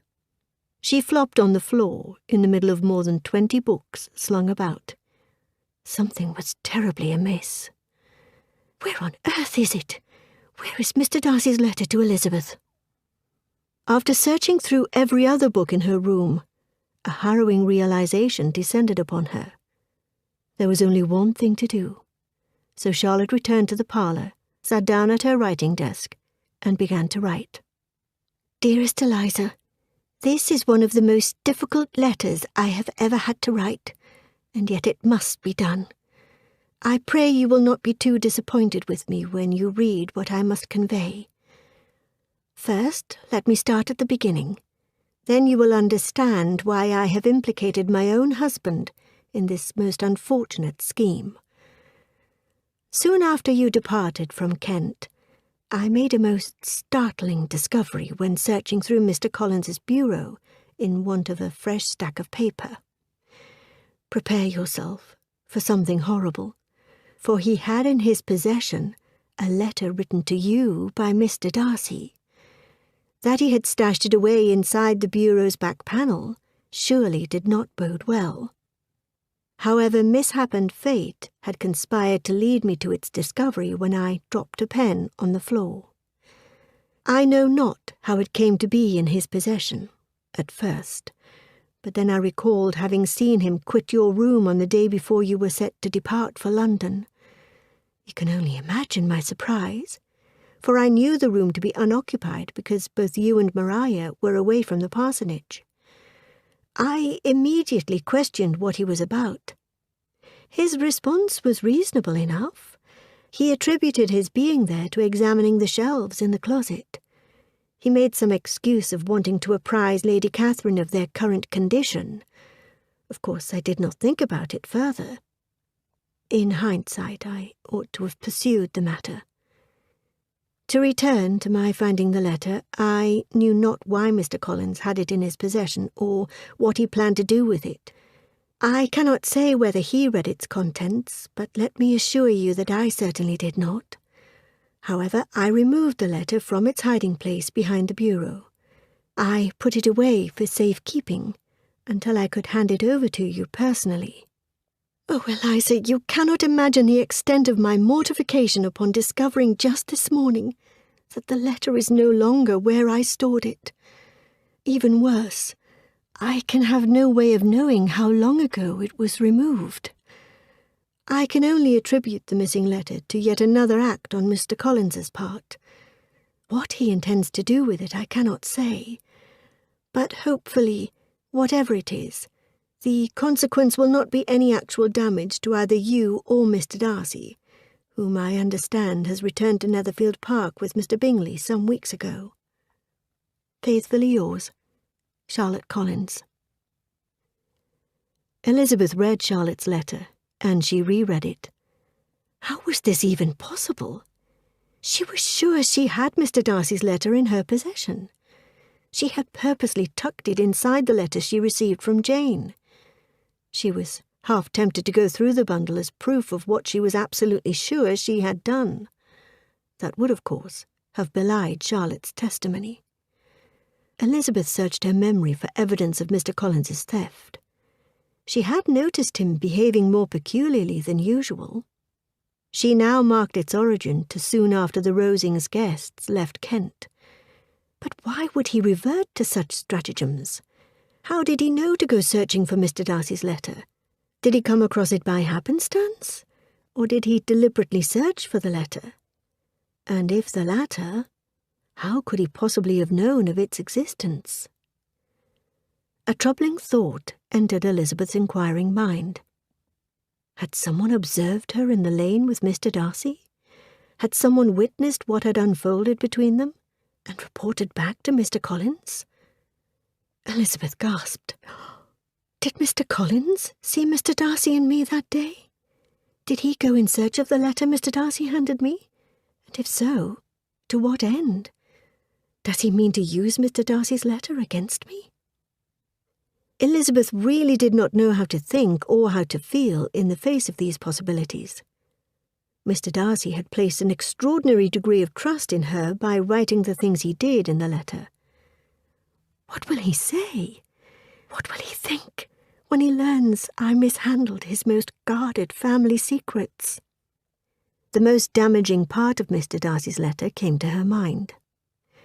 I must now mention a circumstance which I would wish to forget myself, and which no obligation less than the present should induce me to unfold to any human being. Having said thus much, I feel no doubt of your secrecy. My sister, who is more than 10 years my junior, was left to the guardianship of my mother's nephew, Colonel Fitzwilliam, and myself. Then, about a year ago, she was taken from school, and an establishment was formed for her in London. Last summer she went with the lady who presided over it to Ramsgate. Thither also went Mr. Wickham, undoubtedly by design, for there proved to have been a prior acquaintance between him and Mrs. Young, in whose character we were most unhappily deceived. By her connivance and aid he so far recommended himself to Georgiana, whose affectionate heart retained a strong impression of his kindness to her as a child, that she was persuaded to believe herself in love, and to consent to an elopement. She was then but 15, which must be her excuse, and after stating her imprudence, I am happy to add that I owed the knowledge of it to herself. I joined them unexpectedly a day or two before the intended elopement. Then Georgiana, unable to support the idea of grieving and defending a brother whom she almost looked up to as a father, acknowledged the whole to me. You may imagine what I felt and how I acted. Regard for my sister's credit and feelings prevented any public exposure. This recollection caused Elizabeth some distress. No doubt upon hearing of all this, Mr. Darcy will distrust me, or even worse, detest me. Foolish, foolish girl! How could I have been so careless? I ought to have destroyed the letter the first chance I got. So why on earth did I keep it? No matter how many questions she asked, no matter how many answers she lacked, Elizabeth knew there was only one thing to be done. It was untenable that the information in the letter might one day come back to haunt either of them, especially Mr. Darcy. I must tell him everything when I see him again. I pray he will not hate me for my betrayal of his trust. Chapter 16. Making Matters Worse. Being the co-guardian of a sister more than a decade his junior meant the shouldering of profound responsibility for a single man. Although by his design, his young sister Georgiana had her own establishment in town, Mr. Darcy still provided what he considered prodigious care of her. He surely had failed her when he hired Mrs. Young to oversee his sister, and allowed them to travel to Ramsgate.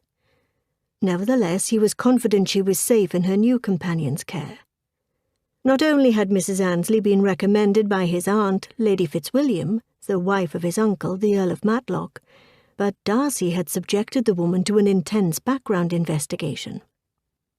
Ever since the Ramsgate fiasco, Darcy made sure to maintain regular written correspondence with Georgiana whenever he was away from town, which, owing to his style of living, was more frequent than not.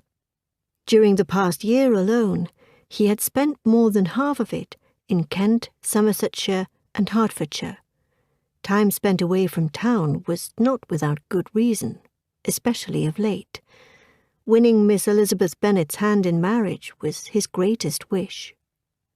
However, he had not received a letter from his sister in nearly 2 weeks, which meant she was 3 in his deficit. At first he had thought to return to London to determine in person why Georgiana had returned none of his letters, but he later persuaded himself to write a letter to Mrs. Annesley instead. It would not have been the first time he employed such means to ascertain his young sister's state of mind. Mrs. Annesley's response was swift. It bore anything but the type of news Darcy was hoping for, information perhaps that his young sister was so busily engaged in activities such as painting, drawing, spending time with friends, and practicing the pianoforte, that writing to an older brother had suffered. Instead, he learned Georgiana had been removed from London, that she was living under Lady Catherine de Bourgh's protection and by Mr. Darcy's design. Making matters worse, a missive from Lady Catherine herself was in Darcy's possession, one he had received a while ago. He had placed it aside for his later perusal, suspecting as he did it was yet another letter from his aunt, haranguing him to honour his duty to her daughter Anne by marrying her. Was there any wonder the letter had escaped his mind? Darcy retrieved the letter from the drawer and tore open the seal. He pored over his aunt's scribblings in horror. She knew.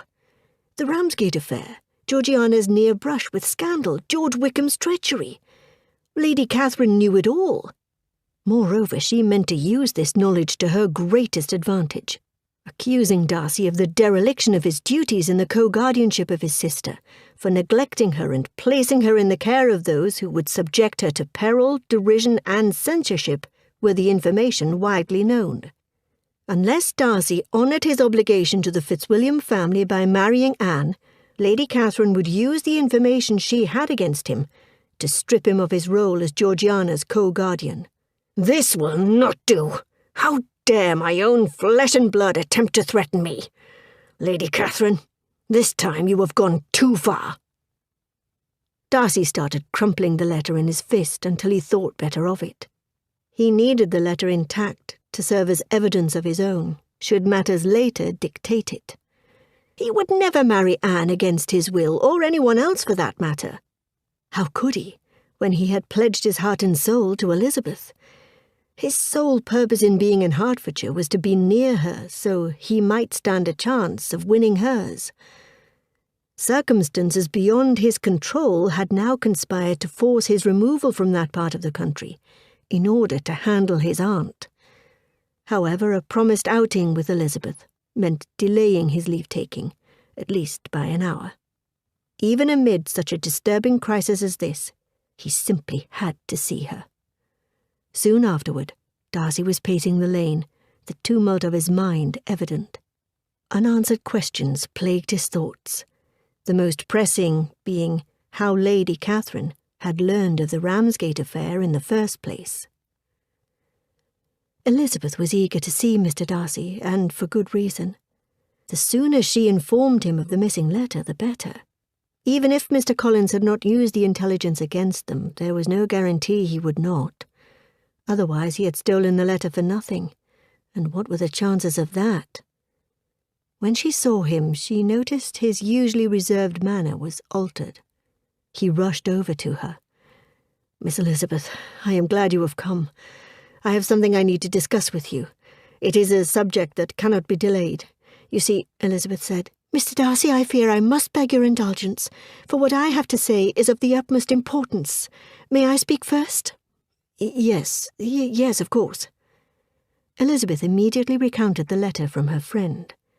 Mr. Darcy stared. He said nothing, although his pained expression spoke volumes. Elizabeth waited in wretched suspense. At length, Mr. Darcy said, "Miss Elizabeth, I know we spoke of the letter, and you told me you had not destroyed it. You gave me your assurance the letter was safely concealed, and more importantly, within your possession." Elizabeth bore a look of deep contrition. "I am sorry, sir." Taking a deep breath, Darcy turned his head and stared off into the distance. At length he looked back at her. He swallowed hard. "If only you had destroyed it." Before Elizabeth could fashion a response, he said, "I put all my trust in you." Elizabeth thought she saw what she feared was disappointment in his eyes, a look that told her all she needed to know. Mr. Darcy no longer trusted her. She had lost his good opinion. She could not help but demur in remembrance of his solemn testimony that his good opinion once lost was lost forever. "Sir," he held up his hand, "I cannot. I dare not." Deeply absorbed in their conversation, Darcy and Elizabeth were caught unaware by the arrival of a third party. "Miss Elizabeth?" Startled, Elizabeth turned to face the speaker. "Mr. Hemmingsworth," she said, disappointed but not entirely surprised, for upon learning of her early morning rides with Mr. Darcy, Mitchell would sometimes arrive on his own horse, bent on accompanying them. Mitchell sprung from his horse. Then, drawing nearer, he asked, "Is everything all right?" Elizabeth looked at Mr. Darcy, her eyes questioning. "I will leave you now, Miss Elizabeth," said Mr. Darcy, his voice cool and unaffected. "Sir?" As I meant to explain earlier, I have urgent matters to attend to away from Hertfordshire. I will take my leave of you." He bowed. "Good day, Miss Elizabeth." He turned and walked away, long strides forcing them farther and farther apart, and although Elizabeth stood frozen in place looking at him disappear from her life, not once did he turn and look back.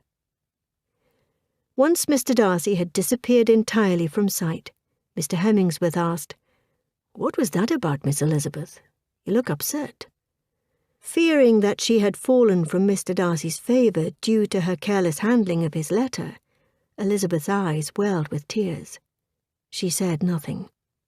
"Miss Elizabeth," Mr. Hemingsworth began, "have the two of you suffered some misunderstanding?" She nodded her head. Still she was silent. "Whatever it is, I am certain it can be resolved. The two of you care for each other." Mr. Darcy's edict on his character echoed in Elizabeth's mind once more. "My good opinion once lost is lost forever." Refusing his hand in marriage in the uncivil manner that she did was one thing, even justified, owing to the ungentlemanly way in which he offered it. However, risking the exposure of a closely held family secret owing to her own neglect, one that threatened his sister's good name, was an entirely different and likely an unforgivable matter altogether. "No," Elizabeth said, shaking her head. "I fear this time Mr. Darcy is lost to me forever." "Surely not," Hemingsworth began. "Why would you entertain such thoughts?"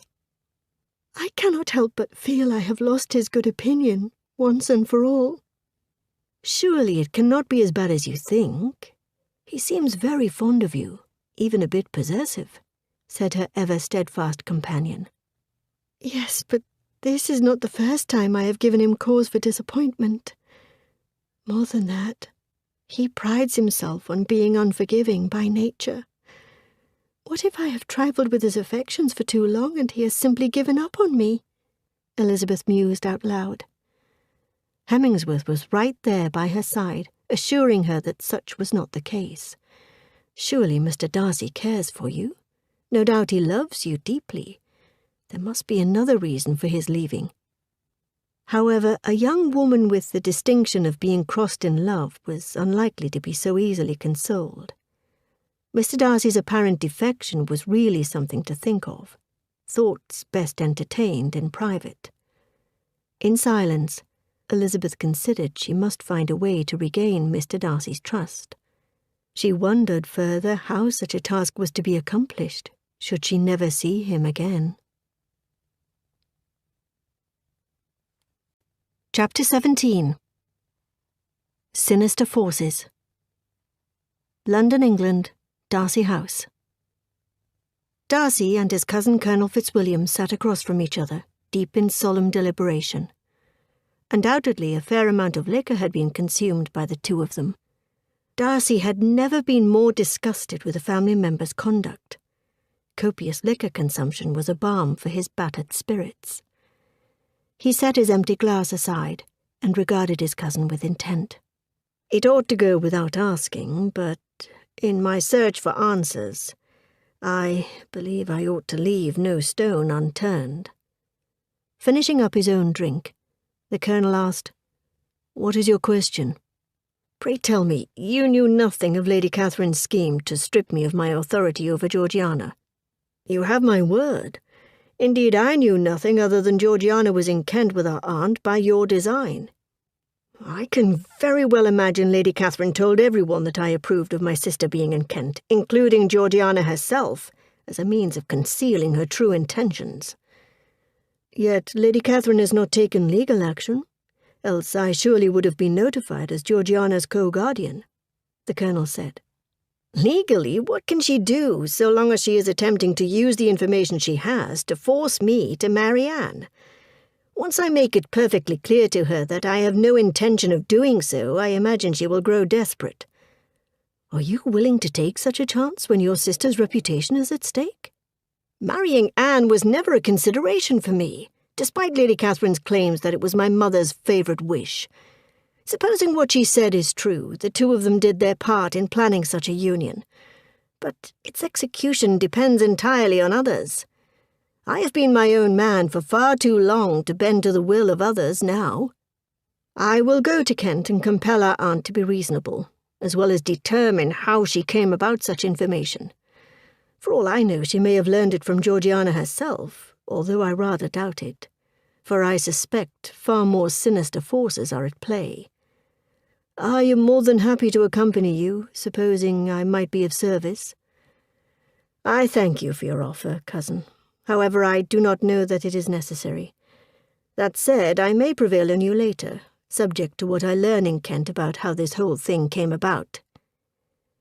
I admit to discussing the Ramsgate affair with someone outside our circle, but I refuse to allow that she is the one who divulged the information.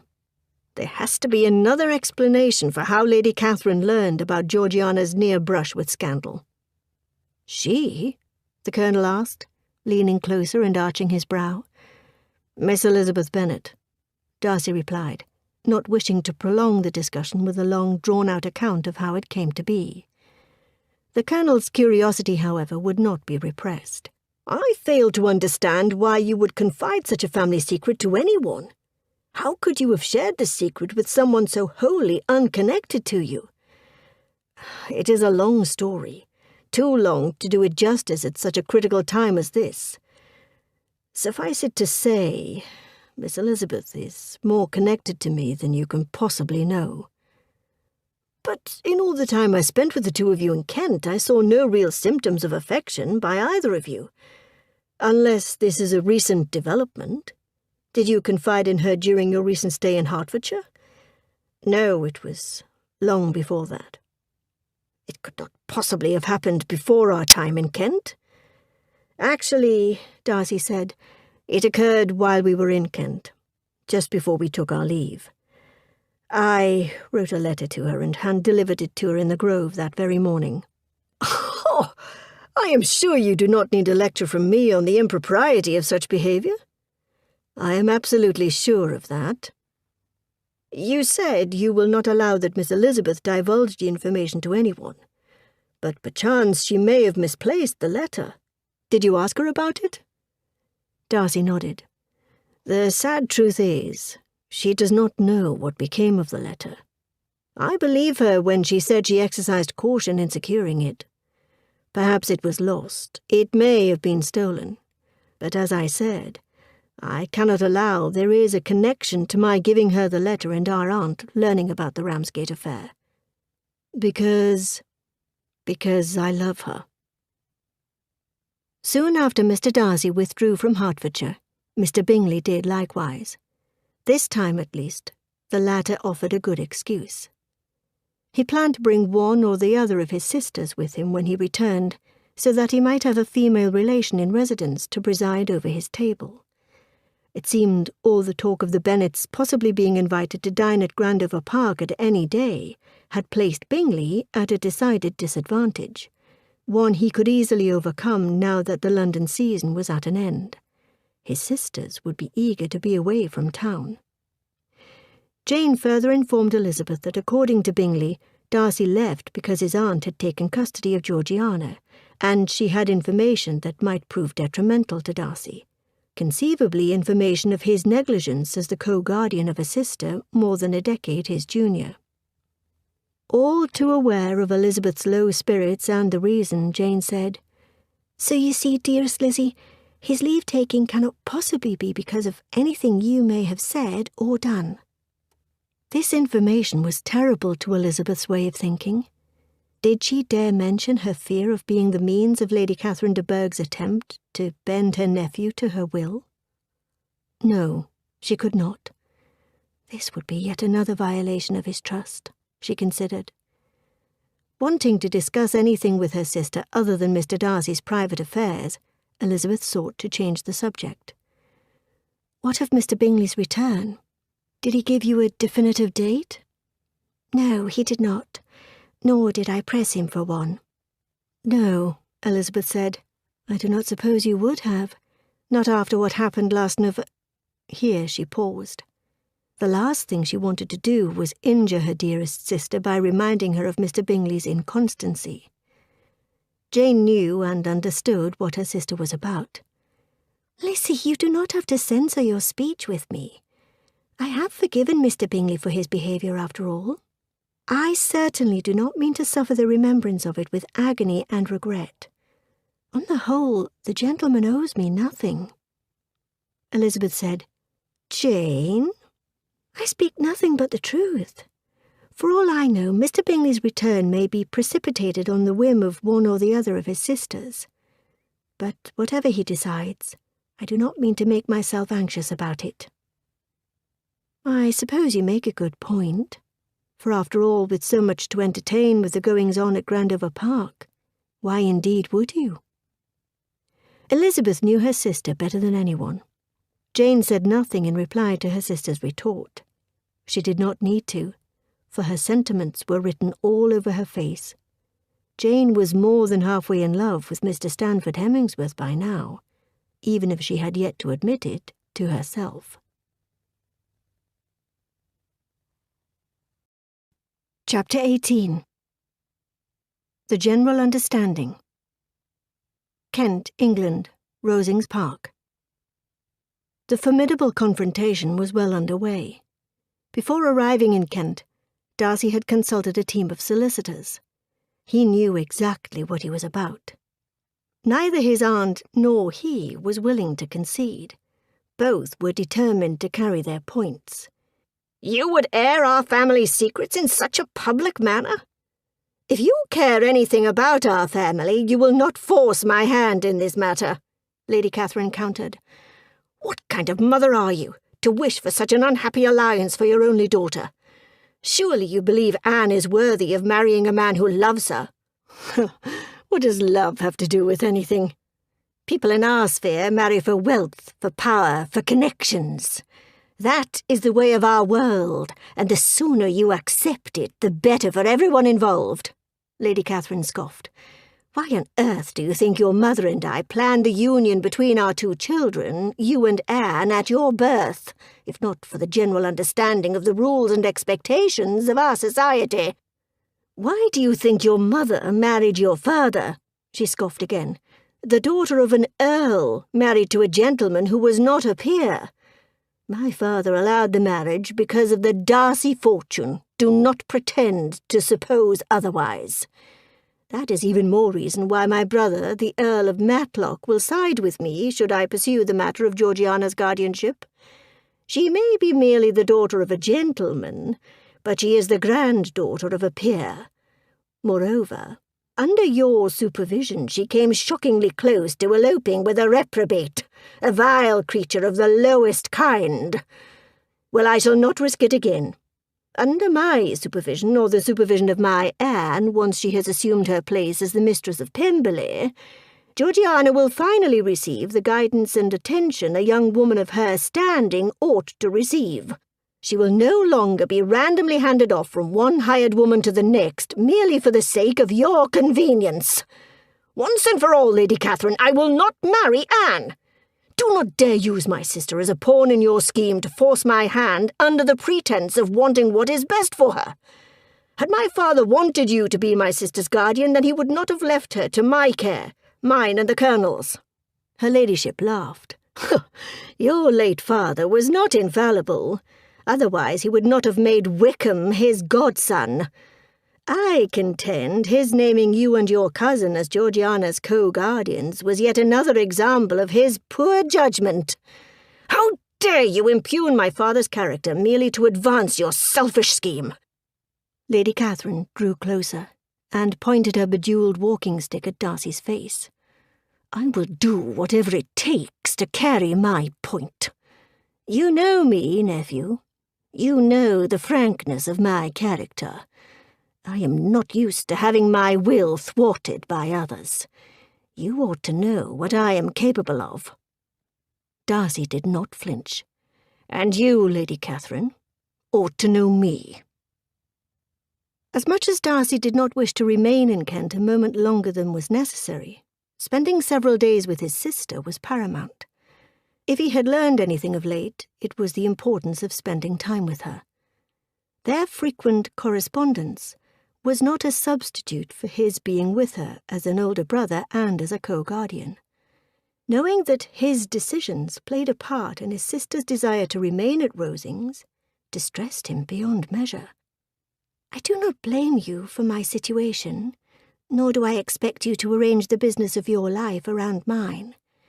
But why would I want to have my own establishment when I might best spend my time with family?"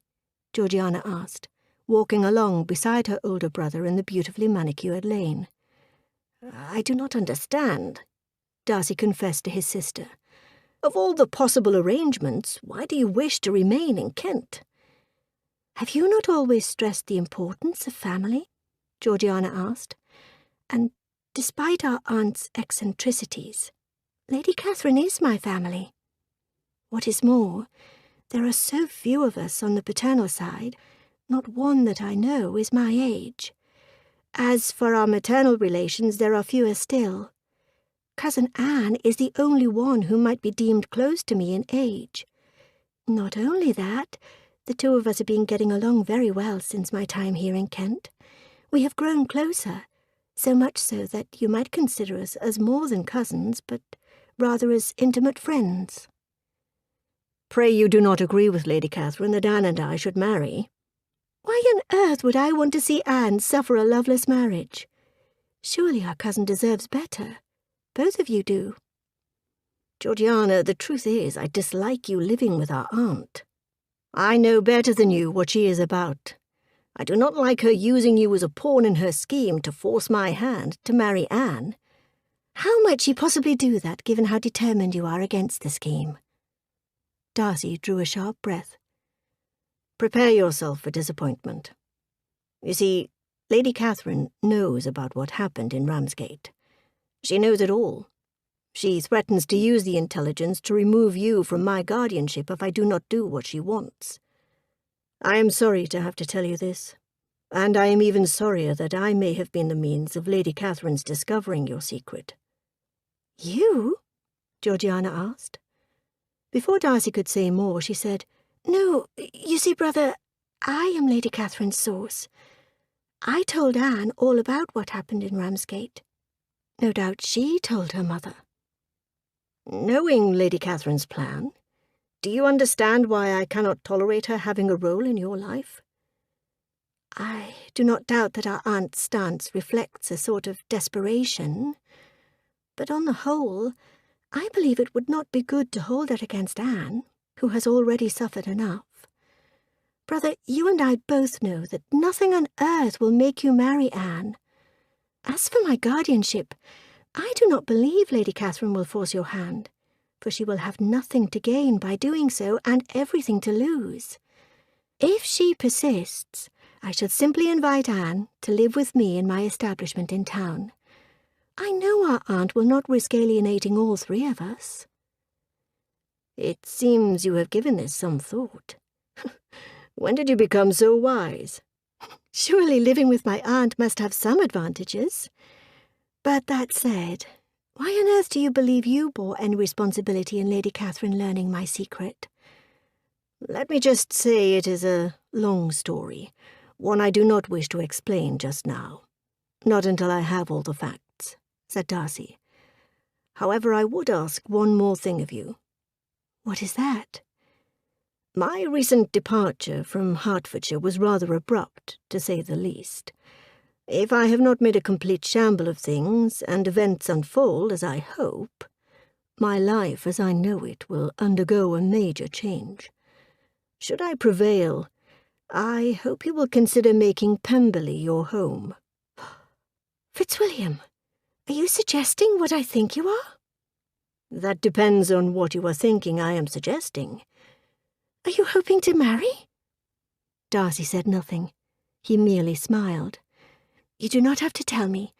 I do not suppose you are spending as much time in Hertfordshire as you do of late, for nothing." Chapter 19. More Inconvenient Time. Longbourn was in turmoil. It could not have happened at a more inconvenient time. The Bennets and the Hemmingsworths had just adjourned to the dining room when a servant hurried inside, bearing word of Colonel Foster's untimely arrival, requesting an audience with Mr. Bennet. Thomas Bennet was less than pleased to hear of the unexpected visitor, but he could hardly refuse the summons. As his youngest daughter was under the Colonel's supervision in Brighton, he could only suppose the gentleman was there with a report of her conduct. It would not have surprised him one bit to hear the officer had grown weary of such onerous employment, and was eager to have Lydia return home. Upon excusing himself from the table and joining the Colonel inside the library, Longbourn's patriarch quickly learned his family's life as they knew it was over. The Colonel's report rattled even Thomas Bennet. He could hardly countenance the news, and could scarcely bring himself to speak. Lydia had run away from Brighton with one of the men in the Colonel's regiment, a Lieutenant Wickham. The wayward couple was rumoured to have headed to Gretna Green, but the Colonel, relying on the report of a more trusted member of his regiment, knew that they had not. Bennet and Foster considered all the options available to them, none of them good, considering the circumstances. A young girl who had thrown herself in the power of such a man, even if recovered, was ruined forever, unless the villain could be tracked down and forced to marry her. But as imprudent as the marriage between Mr. Wickham and poor Lydia would be, the alternative was unthinkable. As each minute passed, it became clear the situation was grave. Something had to be done, but what? Finally, Colonel Foster took his leave, with the explanation that he would do everything he could. But Mr. Bennet was without hope. Soon, Mr. Bennet's long absence from the dining room could not be ignored. Everyone who knew him knew he liked to keep himself to himself, but that evening was special. After putting off the visit for so long as she did, Mrs. Hemmingsworth was finally persuaded to take a family dinner at Longbourn. The success of that evening would surely bode well for Jane. It was a matter of some consideration on everyone's part. Everyone was on their best behaviour. Bad news, however, by its very nature has a way of getting out, and it was not too long before everyone in Longbourn village learned of what Lydia had done. Mrs. Hemmingsworth was disgusted, and she could not wait to be away from Longbourn. Then a few days later saw another wrinkle in young Lydia's plight. Among other items, a letter arrived from Wickham. It was redirected from Brighton to Longbourn by Mrs. Foster, with another missive indicating she found it among the things Lydia had left behind, along with yet another letter from Lydia to Kitty, asking the latter to oversee the mending of a great slit in the former's worked muslin gown. Mrs. Foster even remembered to include the tattered garment. Elizabeth and Jane were with their father when the parcel arrived from Brighton, and they were among the first to hear when he read the letter aloud. "My darling Lydia, it pains me to distress you, but circumstances have dictated I need to take my leave of Brighton post-haste. I beg of you, my dearest, to forgive me for the unkempt promises we made. Please forget every tender word that was ever spoken. I further ask that you forgive me for taking advantage of your innocence. I shall forever treasure the memory of you. Your lively spirits and youthful beauty are such that you will surely find the kind of love you so richly deserve. A loving home with a husband and a household of adoring children. Everything. My regret is that you could not have those things with me. Yours forever, Lieutenant Wickham, Esquire." The sudden appearance of such a letter threw the family into even more disarray. What could be its meaning? All evidence had pointed to Lydia leaving Brighton with the scoundrel. Yet the letter, for all intents and purposes, exonerated the lieutenant. Was the letter real?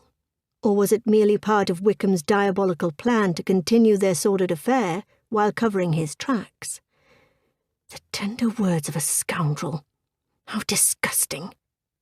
Elizabeth reread the letter several times before concluding that if it did indeed contain the truth, and the lieutenant truly was innocent, what had become of Lydia? Elizabeth could not help but despair. It was a consolation of sorts that Lady Catherine's source of Georgiana's secret was not the letter Darcy had written to Elizabeth, but that the letter's whereabouts remained unaccounted for was untenable. Darcy planned one last visit before leaving that part of the country: the parsonage. On the way there, Darcy could not believe the madness unfolding just ahead of him. What was William Collins thinking by escaping the lane in desperate want of a place to hide upon glimpsing Mr. Darcy? Mr. Collins was not a small man. It would take more than a couple of bushes to conceal him. Add to that, he wore a tall hat. Darcy halted in front of Collins's hiding place. "You have something that belongs to me." The other man remained silent. "Mr. Collins!" Slowly, the ridiculous man stood with his hands raised midway in the air. He grinned awkwardly, cowardly stepping forward. Then, lowering one hand, he reached into his pocket and retrieved the stolen missive. His voice trembling, rivaling his hand, Collins asked, "Mr. Darcy, sir, would you believe me if I told you I stumbled across this accidentally, and I was just on my way to Rosings to give it to you personally before you took your leave?" "No," Darcy said, unceremoniously snatching the letter. "No, I do not believe you." Then, after a brief perusal, he tucked the letter inside his own pocket. Darcy had never been generous in his opinion of William Collins. However, he never supposed the vicar capable of committing theft. "Why you would wish to make an enemy of me is beyond comprehension." "No, sir, you misunderstand me. I only meant to protect you and my cousin." Darcy glared at the silly man. "Why, Collins continued, "as my cousin was here in Kent under my protection, I considered it my duty to make certain that she was not bringing scandal down upon herself. I assure you, sir, that I would never have willingly exposed your family to derision." Darcy scoffed. "On the contrary, I understand you perfectly well. I rather suspect your motives were more self-serving than benevolent." "You are angry, and rightfully so. But I believe your anger will cease when you hear all I have to say. Then indeed I believe some semblance of gratitude on your part will be warranted." "Gratitude?" "Indeed I, for one, congratulate myself." "What are you going on about, man?" "I speak of the terrible scandal that has befallen Miss Elizabeth's family. Her youngest sister, Miss Lydia, has left all her friends. By all accounts, she has eloped, throwing herself into the power of Lieutenant George Wickham. They were said to have gone off together from Brighton. There can be little doubt of the man's true intentions. The girl has no money, no connections, nothing that can tempt him to marry her. She is indeed lost forever." Darcy listened as Elizabeth's relation continued speaking of the incident. Grieved and shocked, he asked, "But is it certain? Absolutely certain?" "Oh, yes," Collins exclaimed with energy, and resumed conveying the details as best he understood them.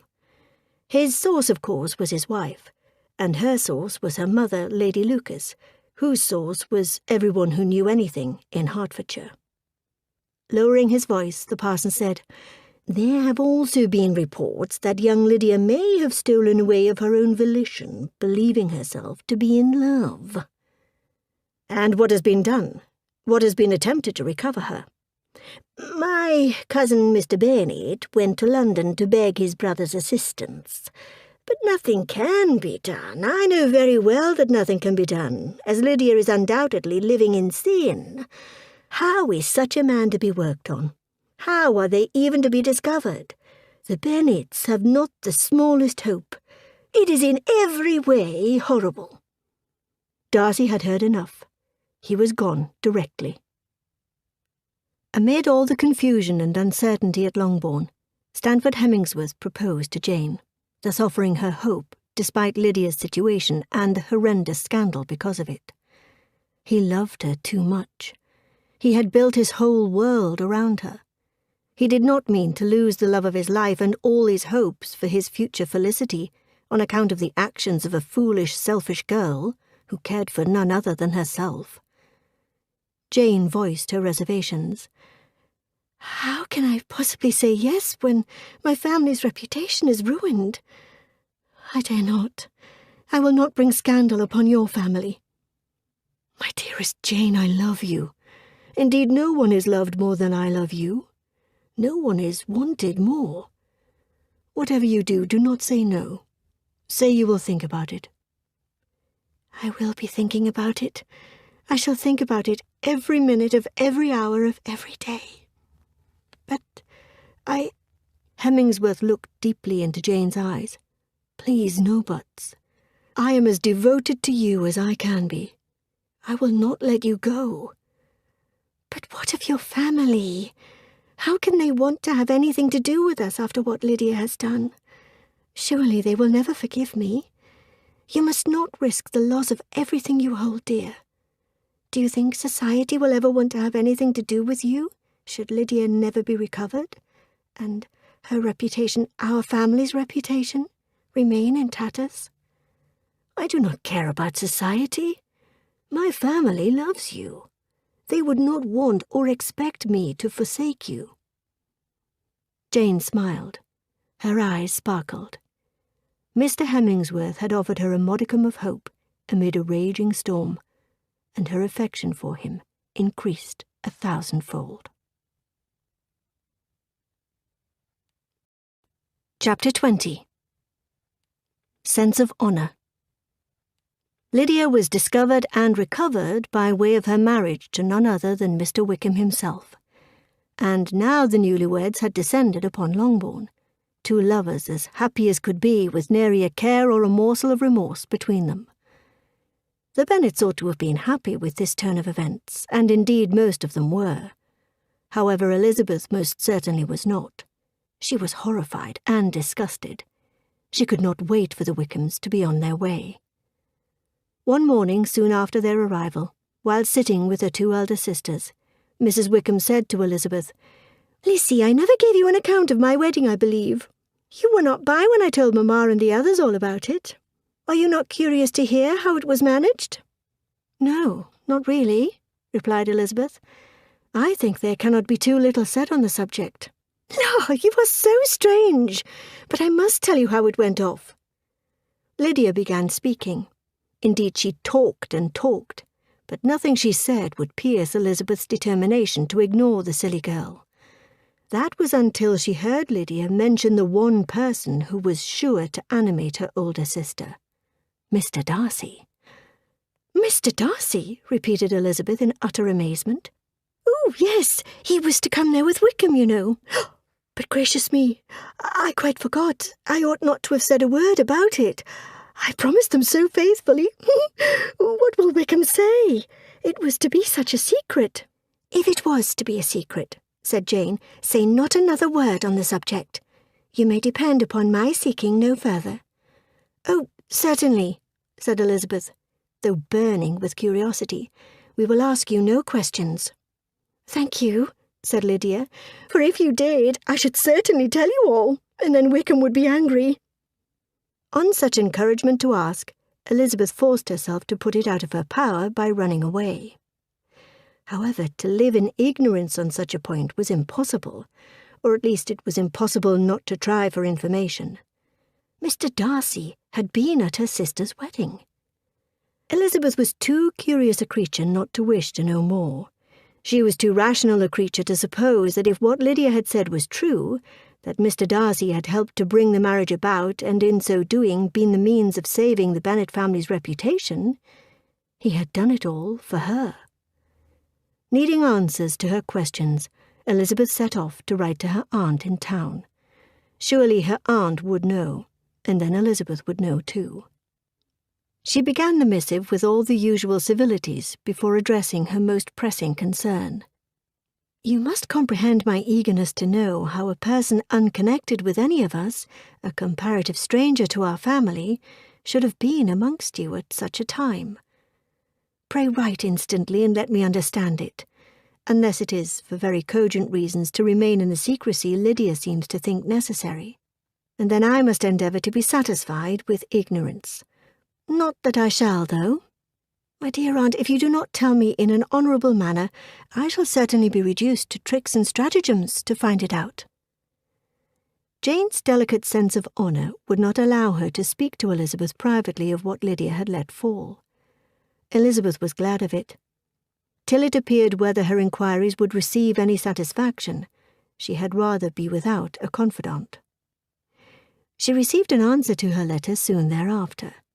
She hurried into the little grove where she was least likely to be disturbed. She sat down on the bench and prepared to be happy, for the length of the letter convinced her it did not contain a denial. Indeed, there was no denial. On the contrary, it was precisely as Lydia had said.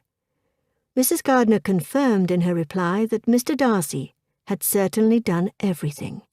He discovered the couple, paid off Wickham's debts, attended the wedding, and paid for Wickham's commission in the north. Elizabeth was now at liberty to think all Mr. Darcy had done, he had done for her. But why had he done it? She had every reason to believe she had lost his good opinion when she forfeited his trust, and he had not returned.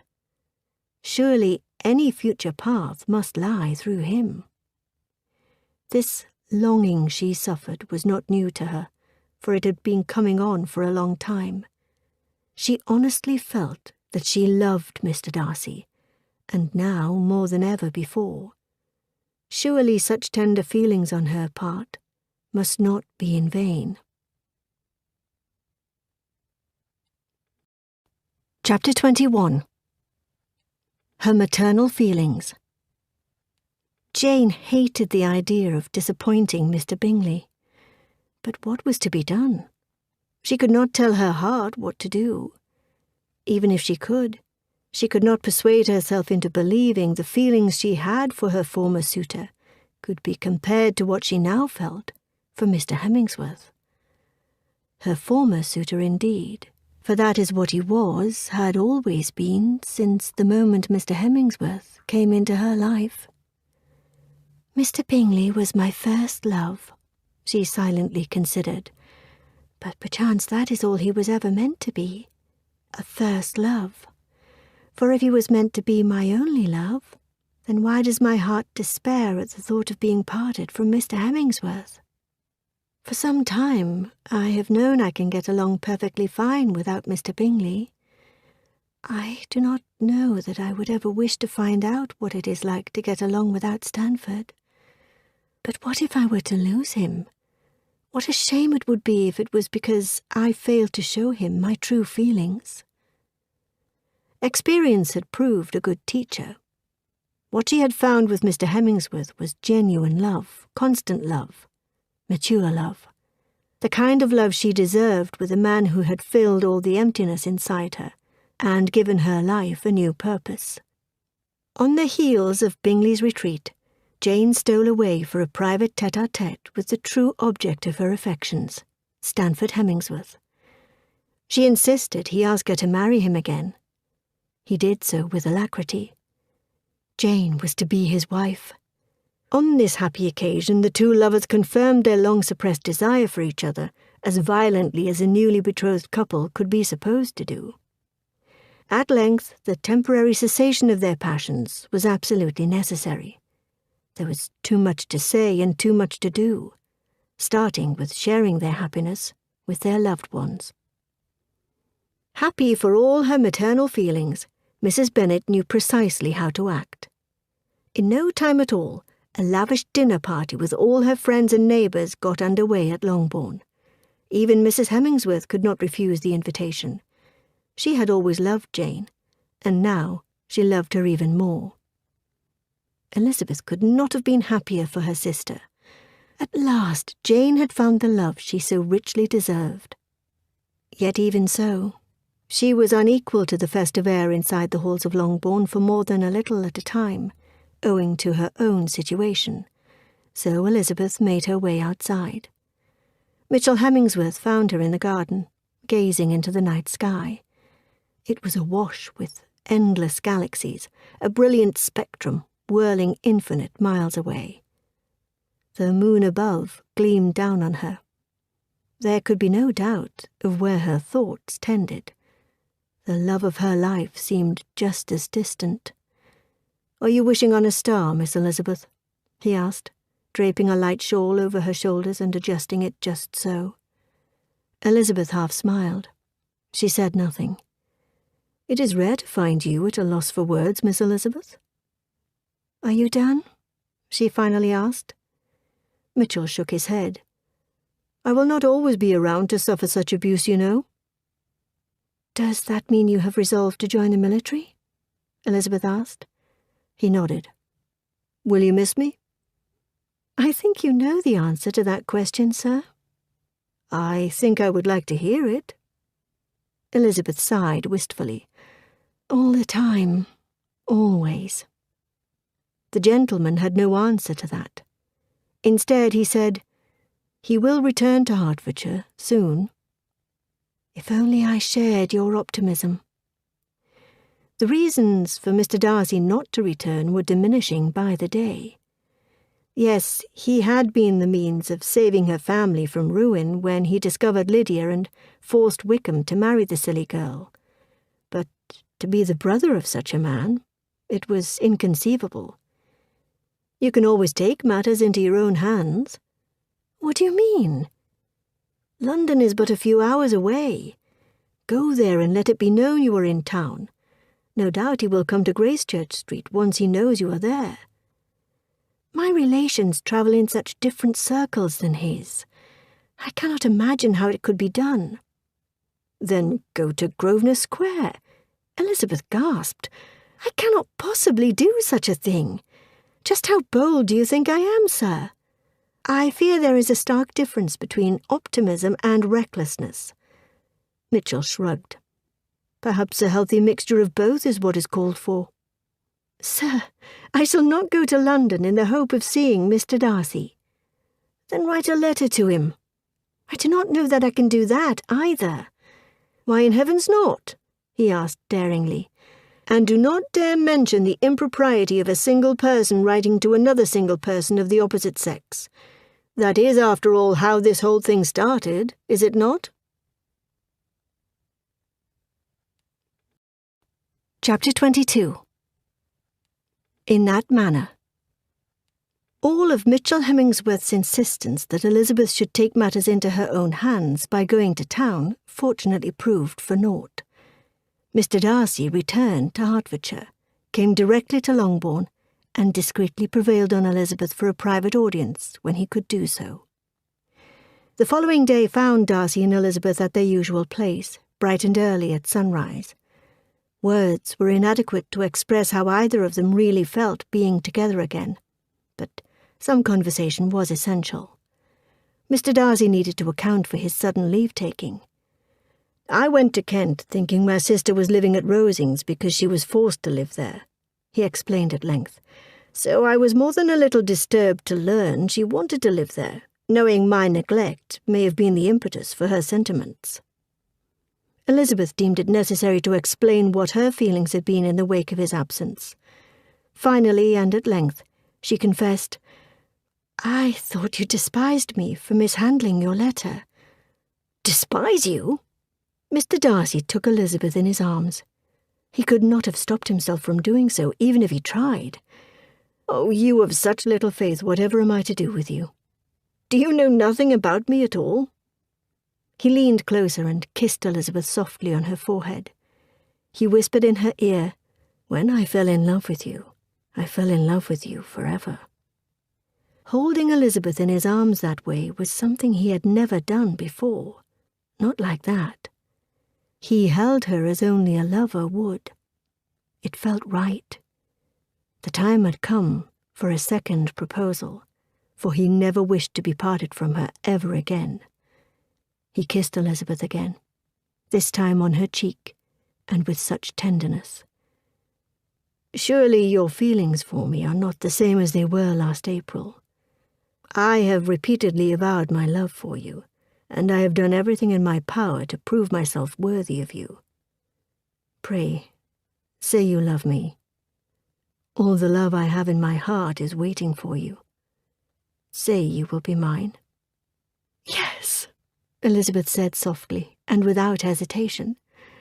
"I love you, Mr. Darcy, with all my heart and soul." He smiled. "You cannot know how much I have longed to hear those words." He hugged Elizabeth close.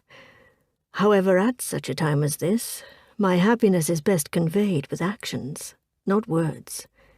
He kissed her on the corner of her mouth. He loved the taste of her lips. Oh, how he wished to kiss her properly.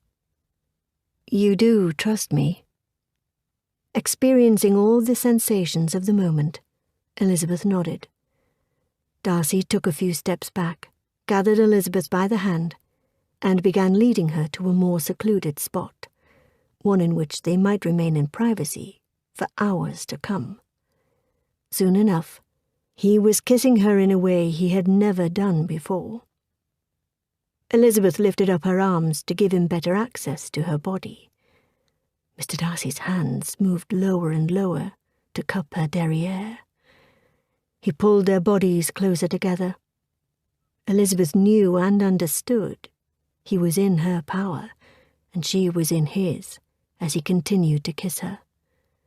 The magnitude of his love was made apparent by the depth of his kisses, the lingering touch of his hands, and their bodies pressed close against each other.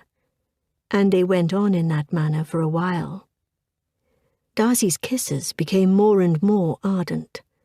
Finally he stopped to catch his breath as he rested his forehead against Elizabeth's, trying to control his ardour. This reprieve did not last very long. How were two lovers who ached for each other as they did to do otherwise? They could not get enough of each other. Not all that transpired between Darcy and Elizabeth comprised making love. Some conversation must be enjoyed, and eventually a light repast. Having anticipated their needs when they met at their particular place so many times in the past, doing so that morning was second nature to Elizabeth. The basket she had brought along was filled with a fragrant mixture of apples, pears, oranges, strawberries and grapes, cold ham slices, cheese, and baked bread.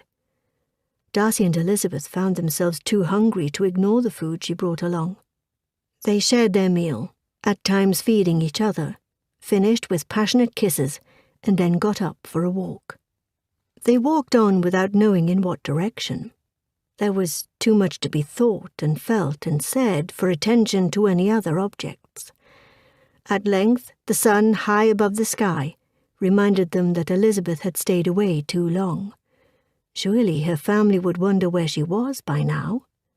It was time to return to Longbourn, only they returned together, hand in hand, intent on sharing their joyful news. It was a whirlwind of excitement for the lovers in the weeks that followed. Elizabeth returned her betrothed's feelings in the most satisfying ways. Their passions never ceased to reign, which meant their whereabouts regularly went unaccounted for. Elizabeth could not wait to become Mrs. Darcy. Part of her had wished for the appellation longer than even she knew. She told Jane as much when the two of them talked about all the joys that awaited them in matrimony. No one could have been happier for her than her dearest sister Jane. As for her dear friend Mitchell, he would not say he was unhappy for Elizabeth.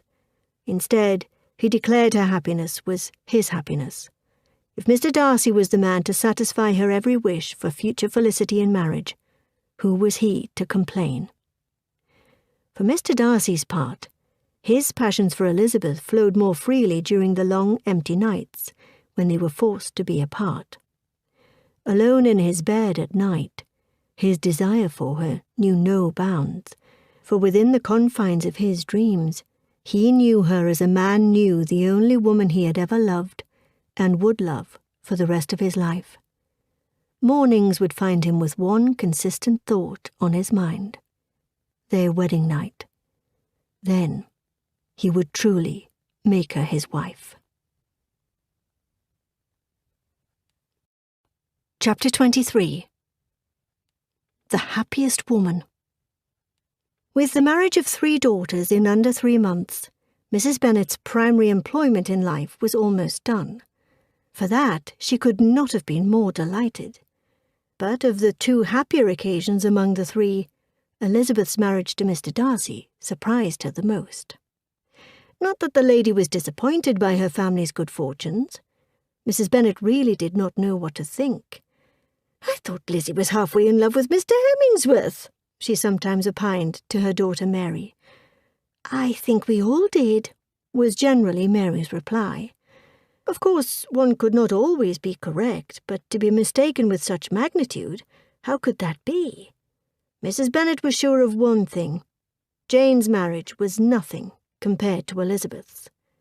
Mr. Bennet's self-imposed censure made him a far less negligent father. Never would one of his daughters suffer his inattention or his ridicule again. Elizabeth's removal to Derbyshire left ample empty space in his home and in his heart, the kind that could only be filled by a most beloved child. He missed her dearly, which indeed explained his frequent and unexpected arrivals at Pemberley. As for Wickham and Lydia, their characters suffered no revolution from the marriages of the older sisters. They were always living beyond their means, and relying on the generosity of both Elizabeth and Jane to make up all their deficits. And though Darcy could never receive the husband at Pemberley, he assisted him further in his profession for Elizabeth's sake. Elizabeth would always love her intimate friend, Charlotte, and her feelings toward the husband were about the same as they ever were. Mr. Collins was ridiculous, and though there was no mention of a future visit to Pemberley in any of the friends' letters, surely the Darcys and the Collinses knew the reason why. "It should have been me." One might well imagine those 5 words at the heart of Mr. Bingley's regular refrain. Indeed, they were for a while.